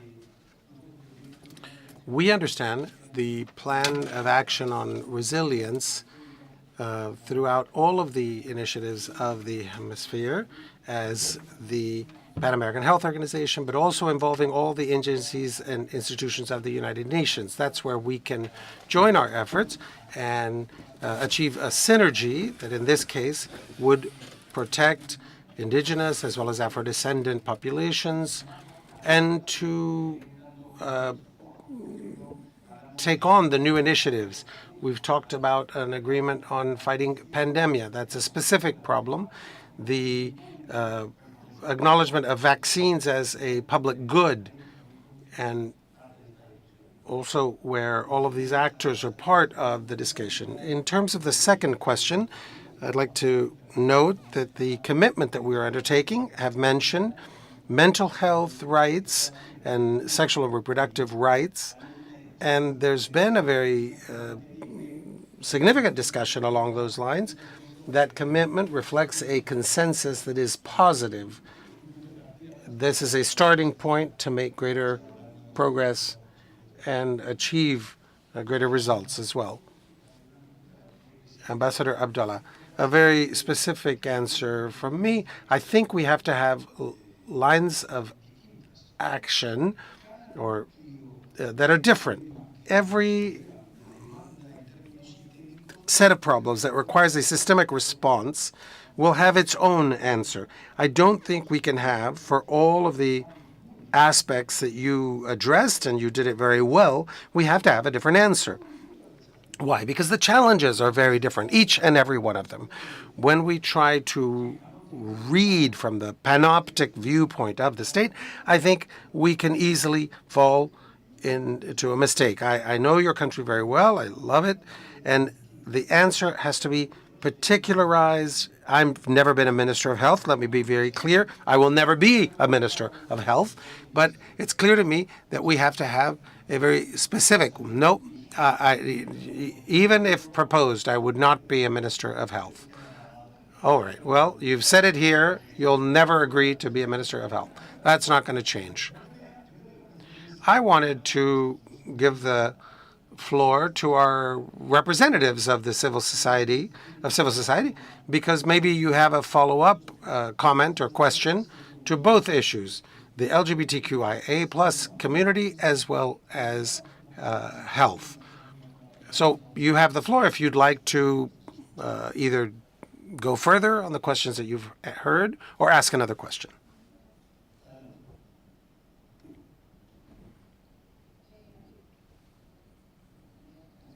Can you hear me?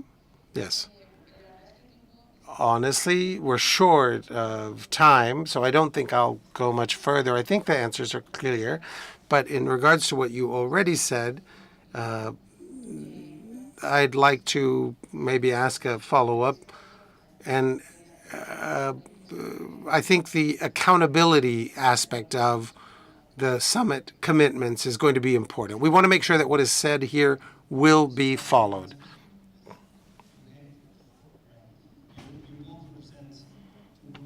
In the Americas, not only in your countries, that are listening to this panel, and you are your voice. Their voices, sorry. ¿Quiere decir algo el embajador? Y cerramos. Would the ambassador like to say something? And if not, we'll close. I also would say that we need to keep in mind, in addition to the commitments that have been adopted here, we are committing to create a new plan of action for the year 2030. That is, that from 2022 to 2030, there's a whole process and a project for work. And the civil society has a key role to play to achieve all of these goals that we've talked about, and to do so in a coherent and effective way. Sandra, you have a minute. My microphone is on? Okay. As regards, my colleagues have already asked the questions. My remarks will just be by way of a comment. Our document includes 9 or 10 pages. This is just the summary of that, where the question, and I'll be very succinct, the recommendations that were made throughout the region, that is the entirety of our document, will be studied by the civil society organizations. There will be a follow-up to make sure that those recommendations are followed among the measures that will be adopted. We took care to make sure that our recommendations would be based on the legal and juridical framework of each country. We, of course, were not looking for any, even though human rights are unalienable and indivisible, we understand that there are legal frameworks that govern the way these will have to be addressed. In each organization, there may be specific demands and ideologies. This is like a football team, if you will. But one thing that I want to point out, of all that has been said in this document, it's very important for me as an organization of indigenous women of Honduras to emphasize the importance of evidence-based natural medicine, traditional medicine. A number of people were saved from the effects of the pandemic as a result of the use of these natural medication. And I'm very proud and think that that's very important. Thank you to all of the representatives of civil society who represent weeks and weeks of work and who have shared their views and requests to the representatives of the governments who represent other governments of the Americas here. Thank you. Thank you very much.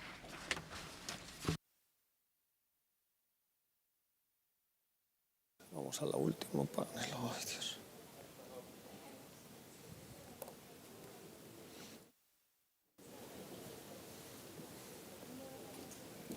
Seguimos. Embajador, le voy.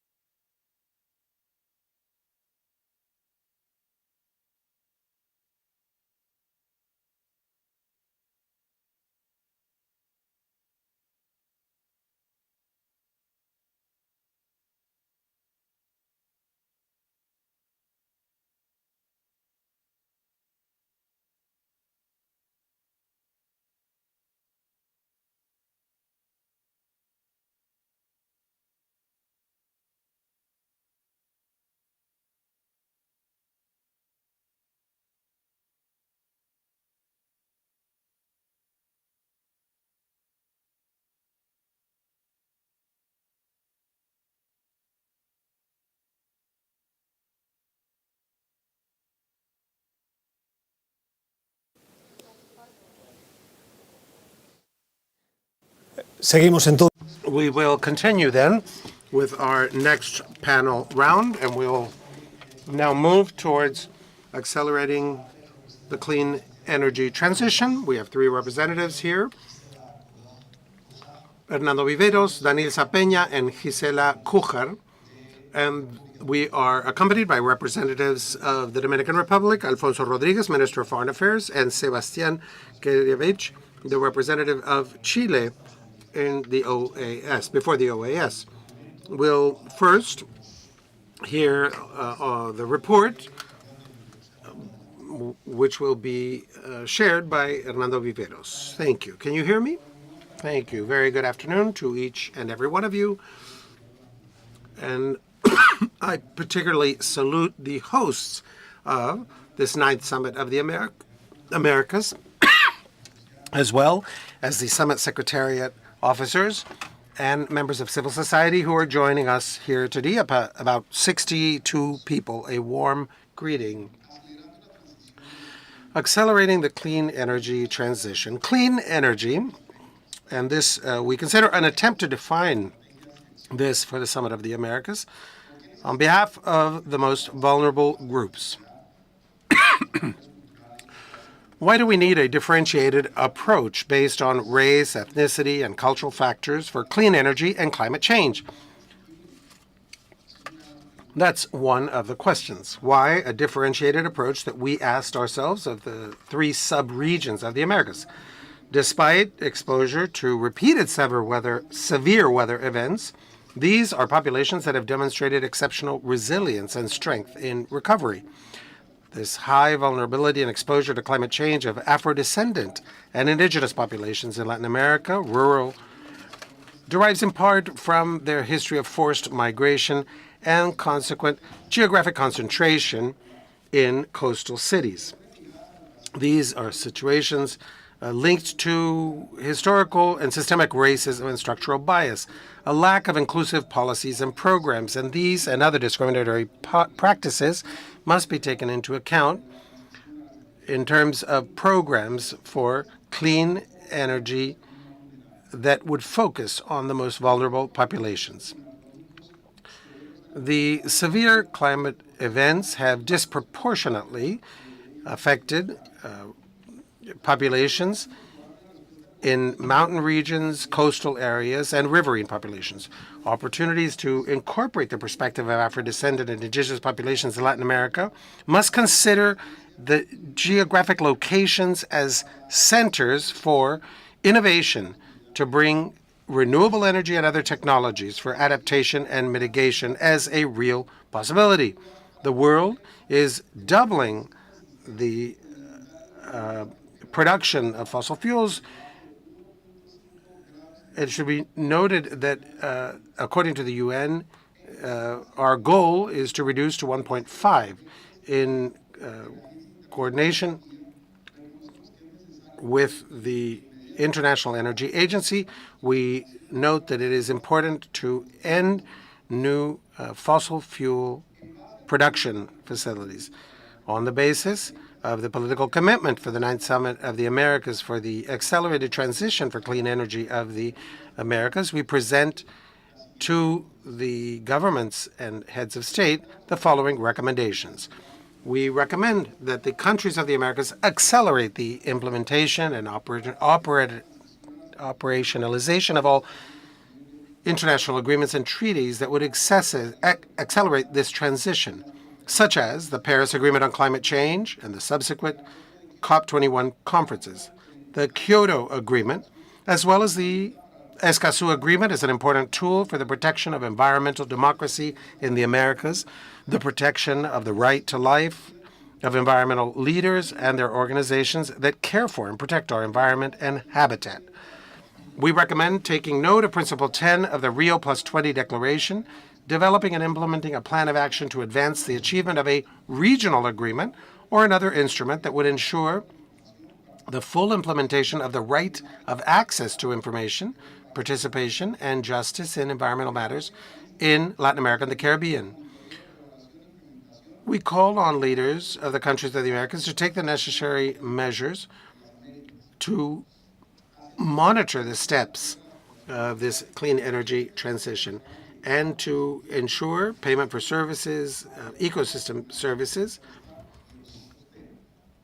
to address coastal erosion, to create trust with contributions from the public-private sector to finance policies and programs for climate change adaptation and mitigation and new forms of clean energy, to ensure that the actors implementing projects in the region include an ethnic and racial variable in all formats used to capture information on climate change, including the program for the implementation of the International Decade for People of African Descent, Recognition, Justice, and Development, to implement the COICA Declaration of Indigenous Communities on the protection of 80% of the Amazon basin, and strengthen the restoration of forests, and to strengthen local and territorial governance systems, as well as the restoration of wetlands and forests for carbon capture, and that these not be contaminated either. That the replacement of coal and inefficient fossil fuels with clean energy technologies be done with an inclusive and economic development plan with the private sector in the short term. That we end public financing of new and coal-fired power generation without capture of emission projects by the end of 2027, and implement a financing mechanism for projects based on the generation and use of clean energy, such as natural gas, involving all actors in the renewable and non-renewable energy sector to generate an agenda of consensus towards the clean energy transition. Encourage the private sector and multilateral banks to facilitate clean energy projects, promoting policies that stimulate the development of all clean energy sources, and training in the energy sector, among others. Encourage public-private partnerships with the objective of developing more private sector investment in clean energy, which would create economic conditions conducive to development initiatives, access to financing, particularly the World Climate Fund, and the construction of energy projects, among others. These would include tariffs, financing, due process in terms of human rights, and customs delays. Generate and promote efficient commitments by countries based on public policies, ordinances, and programs in clean energy for the benefit of those communities that are impacted the most. That the public institutions of countries prepare training programs so that young people may become professionals in these technical areas of clean energy and could contribute innovative ideas on this subject and stimulate research and the development of new technologies, as well as in research and development for the energy transition. This is the document that we have prepared. Thank you. Denisa Peña and Gisela Cujar collaborated with us on this effort. Thank you very much. We'll now briefly hear on the representatives from the government. We are joined by Minister of Foreign Affairs of the Dominican Republic, as well as the representative of Chile, Minister Rodriguez. You have the floor. Good afternoon. Good afternoon by now to all of you. First, I would like to make an observation. I'm the Ministry of Mining and Energy of the Dominican Republic. Roberto Alvarez is the Minister of Foreign Affairs of our country. The Dominican Republic had the advantage that we were assigned the chair of the work on accelerating the energy transition. And we did not want to be here at this meeting with the civil society actors with a speech. We didn't want this to be just one more speech. We wanted to be able to participate spontaneously, because we see in the Dominican Republic that after the pandemic, we learned a lesson. There must not be this difference between the approaches of civil society, social actors, and government. We all need these access to these services. We don't come from any different place. We are all representatives of the civil society, and some of us just are temporarily occupying governmental posts. In terms of accelerating clean energy, the Dominican Republic led this working group because as a country in the Caribbean, we are the leading country in installed renewable clean energy. We have now an installed need of 3,000 megawatts. 1,400 are from renewable energy sources. In this regard, we know what the challenge is. And in addition to being an island state that does not have the capacity of interconnecting our energy grid or network, we are working towards decarbonization. Why is this so important? We learned this ever more so during the pandemic. Without connectivity, we don't have technological development, we won't have health without access to energy. Without access to energy sources, a community will revert to deforestation, to use of wood, is not able to use an MRI machine, and does not have access to internet. So energy is ever more necessary, but we must do so in a responsible way, because as an island state, we also know how dangerous climate change can be. Our country is along the path of hurricanes, and we know that hurricanes affect us ever more significantly, that the rising water levels affects our coastlines and our tourism industry. So it was in this spirit that we led the working group, and for us, it was very satisfying to do this. We were very proud to learn that all countries in the hemisphere share our concern. We want to underscore the fact that the hemisphere of the Americas are a continent that most has a desire for the advancement of renewable energies. This is something that we must recognize. Civil society in our countries, in our hemisphere, is very active. 80% of the demand of energy is for renewable energy. That's the case of Uruguay, and that's a significant step forward. So what did we do with this document? We asked ourselves what the scenarios were. We did so in response to civil society's demands. We need renewable energy. What do we need to do? We need to be able to develop and implement programs for clean energy sources.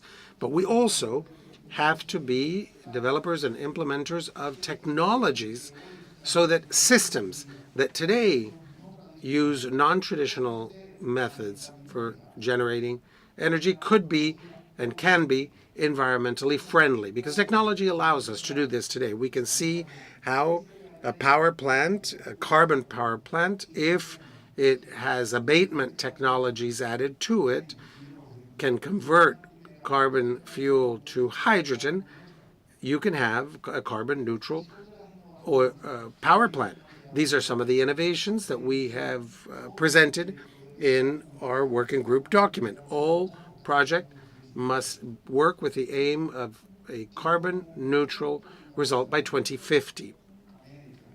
And as a key point, all of the hemisphere of the Americas has the minerals resources necessary for this energy transition. In the document of our working group, we talked also about the importance of having an environmentally responsible mining sector. This won't be possible. We won't be able to have batteries for electric vehicles. We won't have the technology for a transition if we don't develop a mining sector that will be environmentally responsible or sound. And with this, we want to communicate the following to the civil society representatives. All of the governments of the Americas have an environmental awareness and an interest in achieving carbon net zero results by 2050. That is very important, and civil society actors must remain vigilant. Thanks to the oversight and the monitoring of civil society, we included in this document that we assume a commitment of giving account of the progress in terms of the goals by the 10th Summit of the Americas. Thank you. Thank you, Minister. I apologize for having confused your role and your name. Now we'll hear Sebastián Karilevich, the representative of Chile before the OAS. Let me begin greeting our colleagues from the Dominican Republic and express our condolences again for the assassination of their Minister of the Environment. We do regret your loss and express our solidarity. We'd like to note that, of course, what we most appreciate in Chile is this opportunity for the dialogue with civil society. Our administration is a new one. Really, we've only been in power for just around 3 months, and we come from social movements and from civil society movements, and that's why this opportunity is so important to us. As my colleague from the Dominican Republic has just said, it has been a very interesting negotiation process and a favorable one in terms of the content and the context for this meeting. The energy transition in Chile is particularly salient, as is the environmental topic, and we are very much cognizant of how much we need to do in this regard. And it's not just mere window dressing. We have been very keenly interested as a new administration in signing the Escazú Declaration, and we have done that and moved it through Congress successfully. In the area of non-traditional energy, energy transition, non-conventional energy, we are working as quickly as we can, seeking to reach this challenge that has been put forward by civil society. And this question that Hernando asked at the beginning, why should we be looking at different social segments? I mean, at the end of the day, there is an intersection. There's this relationship between people who are in a situation of vulnerability and those who are not. All of these issues are cross-cutting. At the end of the day, in the process of the formal declaration that has been approved by the majority of the states in the Americas, really Chile feels that we've fallen short. We're not satisfied with what has been published or will be announced. And I'm sure you'll see that the footnotes that Chile has made to the official text in this regard, because we wanted to do more. We wanted to do more for the vulnerable groups. We wanted to do more for our citizens to make more progress with greater social justice. The topic has been raised here of mining regions. And certainly in Chile, we have seen this issue where mining companies have stopped operating because they cease to be profitable, and we need to engage in a transition and have new things come into play, new economic opportunities, and that has been tremendously challenging. And this is one of those things that has been set by the wayside in all of our thoughts and our discussions here. But it is a topic of keen interest to us. Another area of interest lies in monitoring, in accountability. In the previous summit, we saw a number of efforts to ensure compliance. Now, while there has been some progress since the Lima summit and the Lima commitment, there's still much more room for growth. And let me invite civil society and all of the countries in Latin America to understand that this is not something that we can do, and forgive me for the expression, but we can't go off half-baked. We must commit. We must be all in.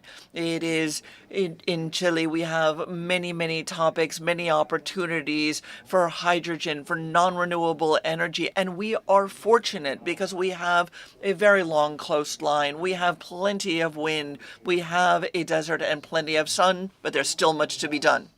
Thank you. Thank you, Ambassador.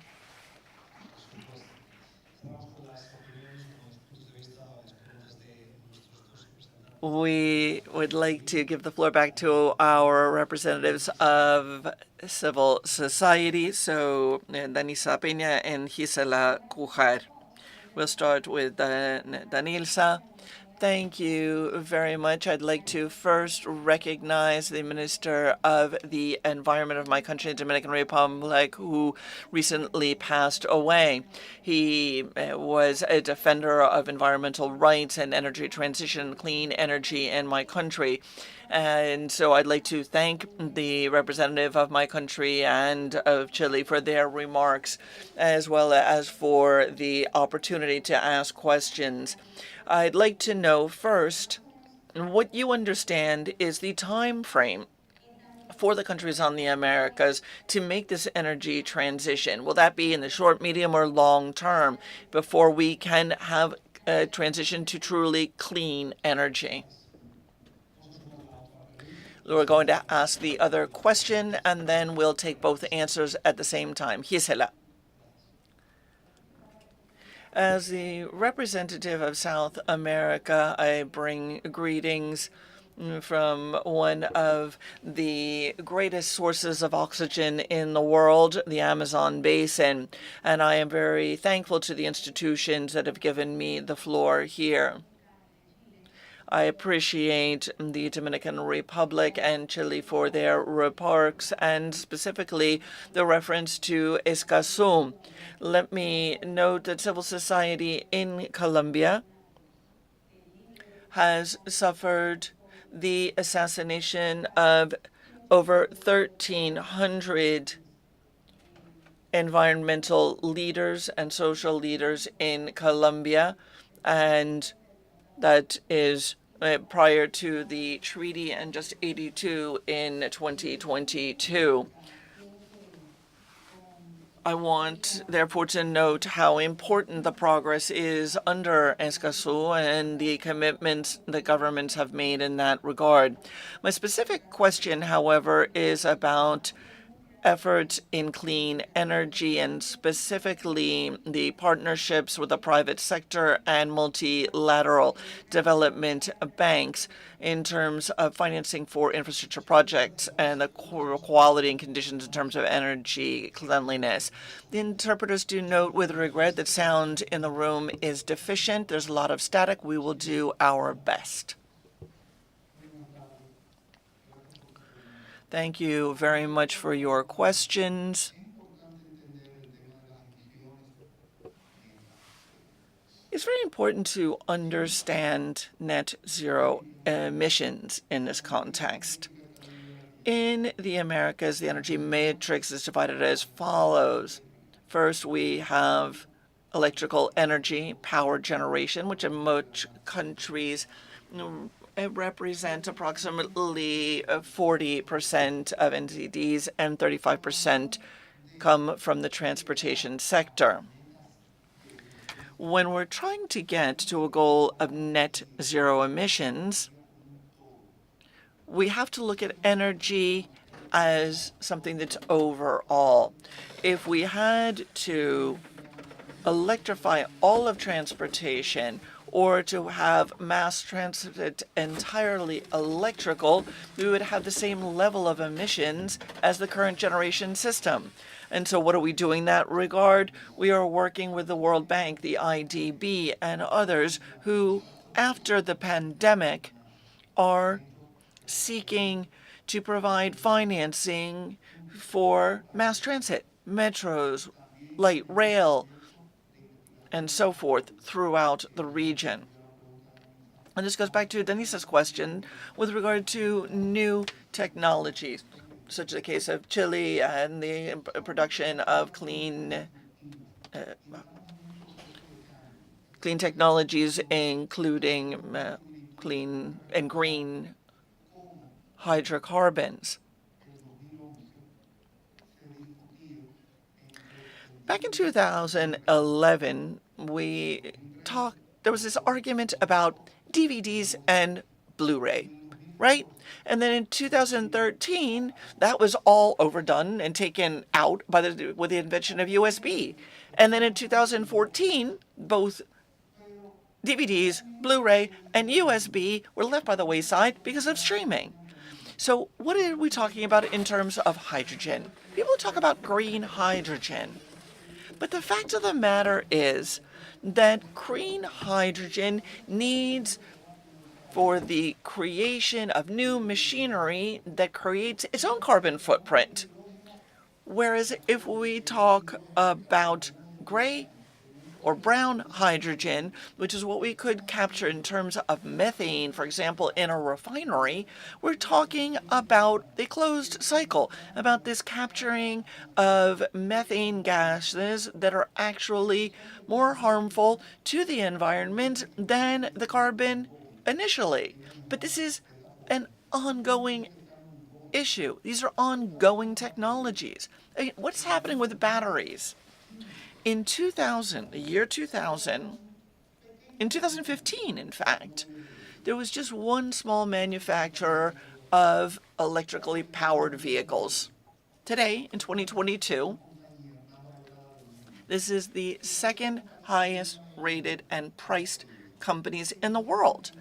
But that company has a demand for batteries, that has a demand for ore, for minerals, and they've had to change the composition of the batteries based on demand. So they're no longer 100% lithium.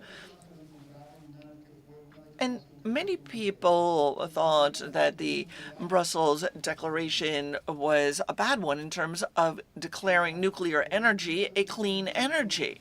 Well, from the emissions perspective, it is the cleanest form of energy.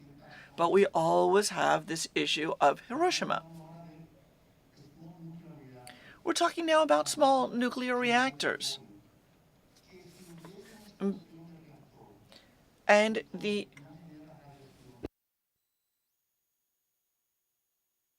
use of the minerals, the ores that are required for this, including thorium, are very important. And we could have a small-scale nuclear reactor using thorium, and this may work and be effective in 2028. But today, we're in 2022. Between 2022 and 2028, we need to be more cogent. Whether it's thorium, whether it's not, we have to have energy to be able to continue to develop. But this is something that we all need to be cognizant of, government and civil society alike. The ongoing issue is real. In 2013, the average price of the installation of a photovoltaic kilowatt was $4,000. Today, 9 years later, it's about $800 per kilowatt. That is a reduction of 300% in the cost of installation. And the pandemic did away with 2 manufacturing facilities of these photovoltaic solar panels. And so we do have a promising future, a brilliant future ahead of us. We need to use all of these technologies. We need to move forward and be aware, looking at projects that are being used successfully, such as in Bolivia, where they've stopped using carbon and coal, and they've moved into a second phase. They're no longer cooking in Germany with propane. We're looking at induction ovens and solar panel so that you can cook with just 100 watts. Again, if we look to 2050 and we can say, can we have a carbon neutral Americas? I think the answer is yes. Thank you. Ambassador? The question was really about how long it would take. I think our goal is 2050. It's ambitious because we're a mining country. And that means tremendous challenges in terms of that industry's contribution to GDP, to the issue of the environmental footprint. But we're doing things that mean that we're reasonably optimistic. Let me give you an example. We have a park, it's Monte Redondo Park, and it is a wind power park. It's the second largest one on the continent, and So we're doing these things. We have our wind parks, we have our green hydrogen effort, and we're looking at geothermal as well in these non-conventional areas of energy, and we have plenty of geothermal energy in Chile. It's just a question of harnessing it. We are at a moment of transition, undoubtedly, and this will take a lot of financing. And that's why we've continued to work with the World Bank, with the Central American Development Bank, with the IDB. We continue to work with all of these institutions to try to continue to move forward.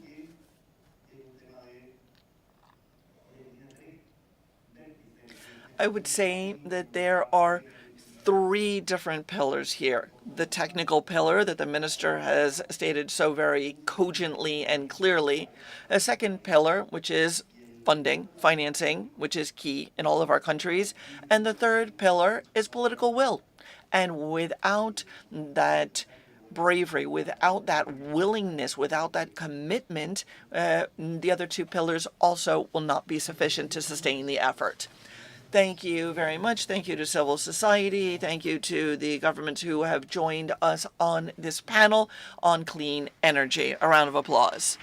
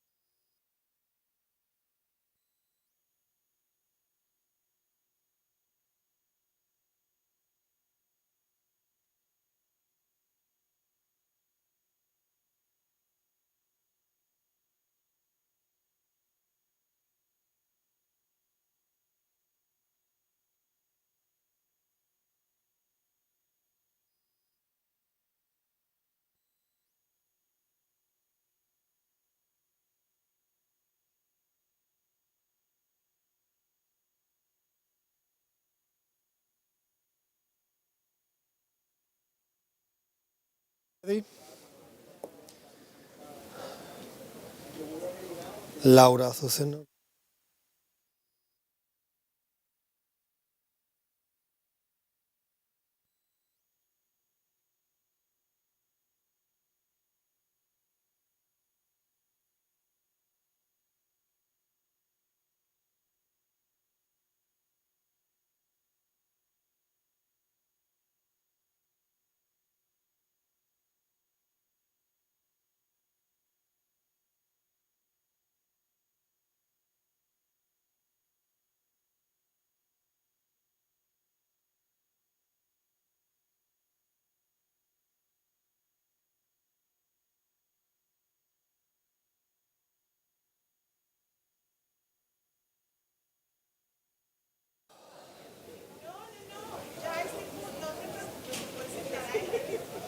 Vamos a comenzar. Very well, we will now continue with our discussions on the green future with civil society. We have 3 representatives of civil society who will be joining us: Laura Azucena Rossi Centeno, Dales Gutierrez, and Oninka Stellingberg. And we have with us the Minister of the Environment of Ecuador, Gustavo Manriquez, on behalf of government, along with the Minister of the Environment of Colombia, Carlos Eduardo Correa. So we will give the floor to Laura Azucena Rossi for the recommendations. Good afternoon. I would like to read you a summary of the document that our group has presented to the gathering. Dear representatives of civil society, social actors, government representatives, and other parties present.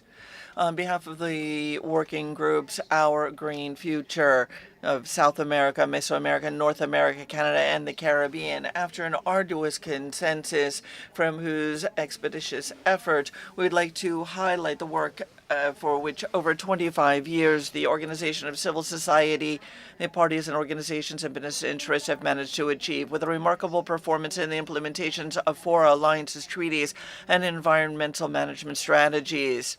As such, the 2030 Agenda for Sustainable Development, the Framework Convention, the Plan for the International Decade for People of African Descent, and the Plan for the International Decade for Indigenous Peoples, the Minamata Convention, the Paris Agreement, Escazú Agreement, the Bonn Challenge, the Lima Commitment, among others, all stand as part of the solutions to the global commitment to mitigate climate impact. Therefore, we call on governments to reflect and to reevaluate, reassess the procedural models they have been working with so far to date on environmental topics, because here in 2022, the scope of the results and the efforts undertaken, which according to reports presented by scientists and entities responsible for monitoring the behavior of the planet, are not in the slightest favorable, leaving us with disturbing questions about the role that we play as thinking individuals in the face of an imminent deterioration of conditions on our planet. Some of you may have wondered what it is that we are not doing properly.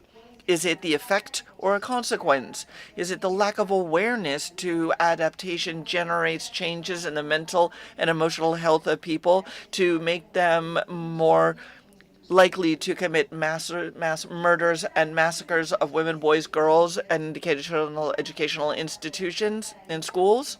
After so much research and evidence, what needs to be done to avoid forest fires, the melting of the ice in the Arctic and Antarctic, the contamination and pollution of glaciers, of the different bodies of water, of all of our seas, our oceans, as well as the islands on the continent, the Pacific coast, mangroves, among so many other bodies of water?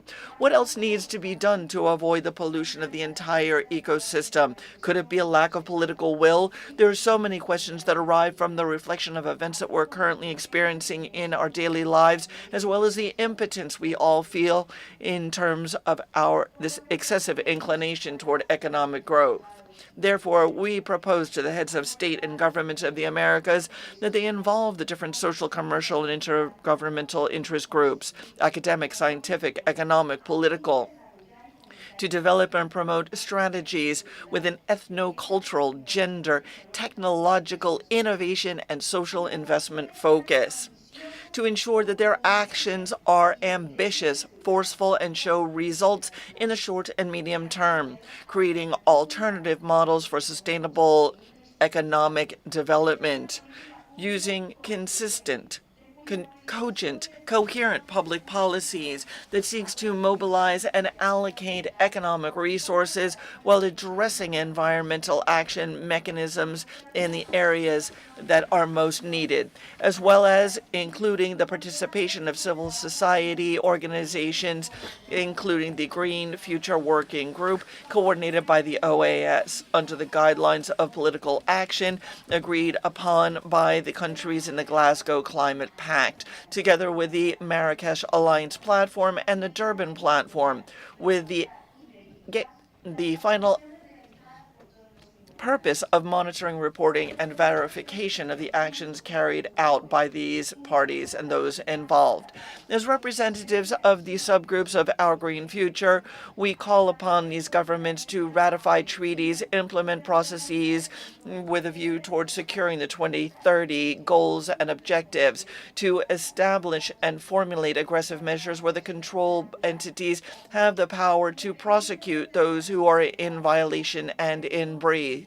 This obligation comes and goes hand in hand with safeguarding our planet, whether it is an individual, a legal entity, independent of nationality, ethnicity, or gender, because the greenhouse gas effect, temperature changes, the pollution of our water, the air we breathe, and the entire environment does not belong to a single nation of the human being. And if there are human rights, there are also responsibilities. Thank you very much. Very well, as we've seen on previous panels, we look forward to hearing the remark. Undoubtedly, this document that I've just heard read certainly fits in the framework of this 9th summit. And of course, Ecuador has been part of this process, working hand in hand with the representatives of the countries that are here with us today from the very beginning. And this is the example, the call to action for how we should manage and administer the planet. I always like to say that when I was born, there were 3.5 billion people on the planet. Today, I'm 52, and there are 8 billion. And the needs are the same, but there are 3 times more of us. So being able to move about, well, that's mining. We need ore and so forth. We need hospitals, which require machinery. We need food. And it is a circular planet that we inhabit. If it were linear, then it would not have either a beginning necessarily or an end. But because we are on a round planet, it is a circular process. And if we look at this and we look about us, we can see in this room that everything here has come from nature. And so we've created a perverse cycle of life, a harmful cycle. And it's easy to see. If we look at this in a linear fashion, as a logarithm, we fail to see the circular complexity. And this is what leads us to this society that is so pro-consumer, pushes us to change our cell phone every year. And what does our cell phone have? It has aluminum, it has all sorts of different minerals and ores, bronze, and so forth. And so what's the point here? We have to understand that it's not a linear society. It is a circular society, and we need a new model, one that allows us to see that conservation is a fundamental principle of survival. Conservation creates employment. Ecuador has created the two keys to survival. The first is looking at what is above us. The air that we seek to ensure is clean. And second, what is below us, the soil. We seek to pollute very little in air and soil. And we are among the lowest level polluters in the world.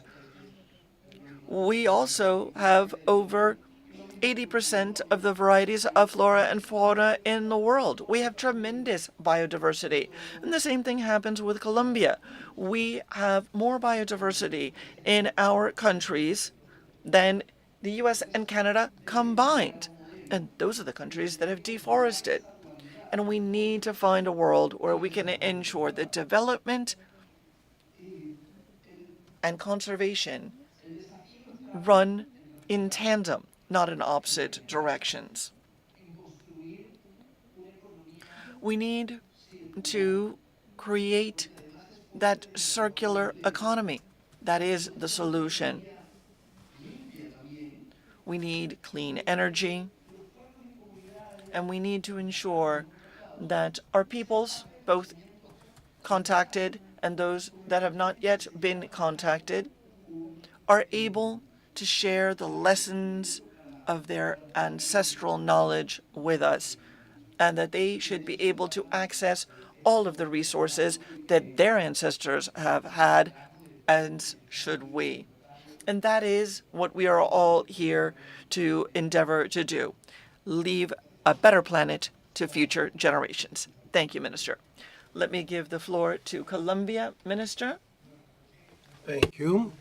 Referring first to the document and taking also Gustavo's words as a starting point, we share many actions, many interests as fellow neighbors. We share an ocean, we share the Amazon region and this corridor to the Pacific, Ecuador, Colombia, Panama, and Costa Rica. I think there's something very important here that allows us to draw on, very briefly, everything that is in this document. We're talking about the relationship of persons to nature. Nature doesn't need humankind to survive. Humankind needs nature to survive. And when we talk about conservation, restoration, and protection of the environment, we're talking about ensuring the survival of humankind on the planet. We're not talking about protecting nature per se, but we're talking about how to keep the human race alive on the planet so that we can leave a better planet for future generations and live here longer. We're talking in this document about the Green Pact of communities, of the protection of our communities, of our environmental leaders and defenders. We made mention of Escazú, of all of these agreements that seek transparency of information, and the protection of our environmental leaders and access to information. And this is not something that we will build with a governmental program. This is something that we need public policies for. So these agreements have to be accompanied not only by declarations, but public policies themselves. And for this reason, Colombia today has the priority of strengthening public policies. We have a law on environmental crimes that characterizes the crime of deforestation as 5 to 15-year punishments in prison. We have a law on climate change that incorporates all of our commitments, a 30-year plan for carbon net zero. We have decrees that address the use of forest reserves. And all of this hand in hand with the private sector, because it is, of course, from there that development originates. And the public sector, as the state, has the right, as well as citizens, because in the end, citizens are the ones that have the responsibility. It's the responsibility of our neighbors, of the company. We often don't consider that this is our responsibility. We need to think about a new social model, an environmental and economic model that this document addresses. We have international agreements, the Paris Accord, we have the COP15, the Biodiversity Convention of the Parties. We have a triple crisis: climate change, the loss of biodiversity, and contamination, pollution. And we need to work on all of this. But in the end, this has to arrive at the protection of our territory, our lands, and the safeguarding of our lives on the planet. All of these policies have to have as their goal improving the quality of life of people. Let me give an example. The struggle against deforestation is one of our principal fights in Ecuador, in Colombia, in Brazil, of all of the countries that are in the Amazon. 52% of Colombia's territory is covered by forests. 6% of all of the Amazon is made up of Colombia. The majority is in the Brazilian territory. We have 6%. And just that 6%, we are the most megadiverse country on the planet. In 1 hectare of the Amazon, there's more diversity of butterflies and birds than in the entire planet. That 6% of the Amazon makes up 34% of our territory. So what are we doing? We are protecting the Amazon. We're going to declare 30% of our land and sea resources as protected. And at the same time, this struggle against deforestation that is of great concern for us. How do we address this? We give social benefits to the communities that live there. We do public policies because clearly poverty is closely linked to deforestation. To the extent that communities and people are able to generate income, find opportunities, and have options for a sustainable living in agriculture that is not a wood extractive, and in agriculture, there are benefits through transparency, social, economic, and environmental development as well. Thank you, Minister. We are way beyond our time, but I want to be fair and hear the comments from the 2 representatives of civil society. We'll first hear from Dalis Gutierrez and later Annika Stellenberg. Thank you. We'll ask you to just be brief. A very good afternoon. I'm the spokesperson for Mesoamerica. I represent our working group as well. In Mesoamerica, Central America, there are hundreds of protected areas where we need management plans, we need environmental resources and infrastructure.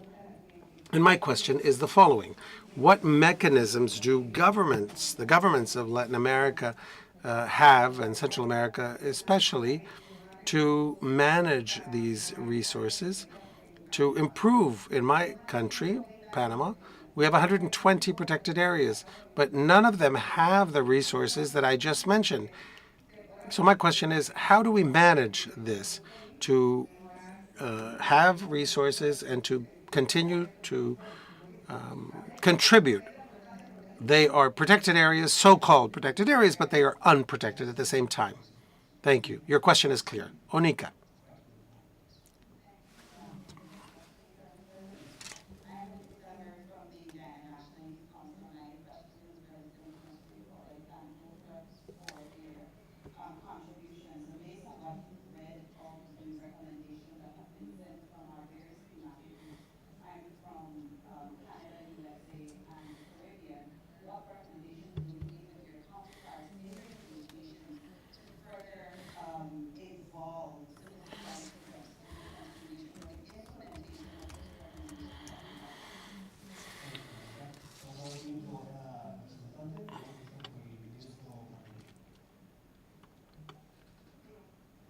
Optimista patológico, me encanta escuchar a mi colega Carlos en la política pública que está trabajando y que hemos venido trabajando de manera coordinada. Creo que hay esfuerzos en toda América Latina. Es momento de negociar en bloque, es momento de hacer valer estos recursos y de reconstruir el business as usual y pasar a un nuevo modelo.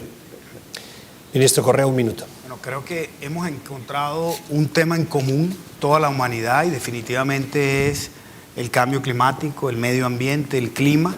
Creo que alrededor de esto tenemos que unir todos los esfuerzos, ya que nos une y ayuda a construir ese nuevo modelo económico, social. And rebuild this economic and social, environmental model. All of us working together for a new model. An urban planner was saying there's nothing more powerful than a collective goal, and the collective goal must be the protection of the environment, which is going to help us to preserve, to sustain life on our planet. Thank you. Thank you to the representatives of the civil society organizations for the work you undertook, as well as our political representatives for representing the rest of the governments of the Americas. And with this, we close our dialogue between the representatives of our societies as well as our political representatives. Thank you very much.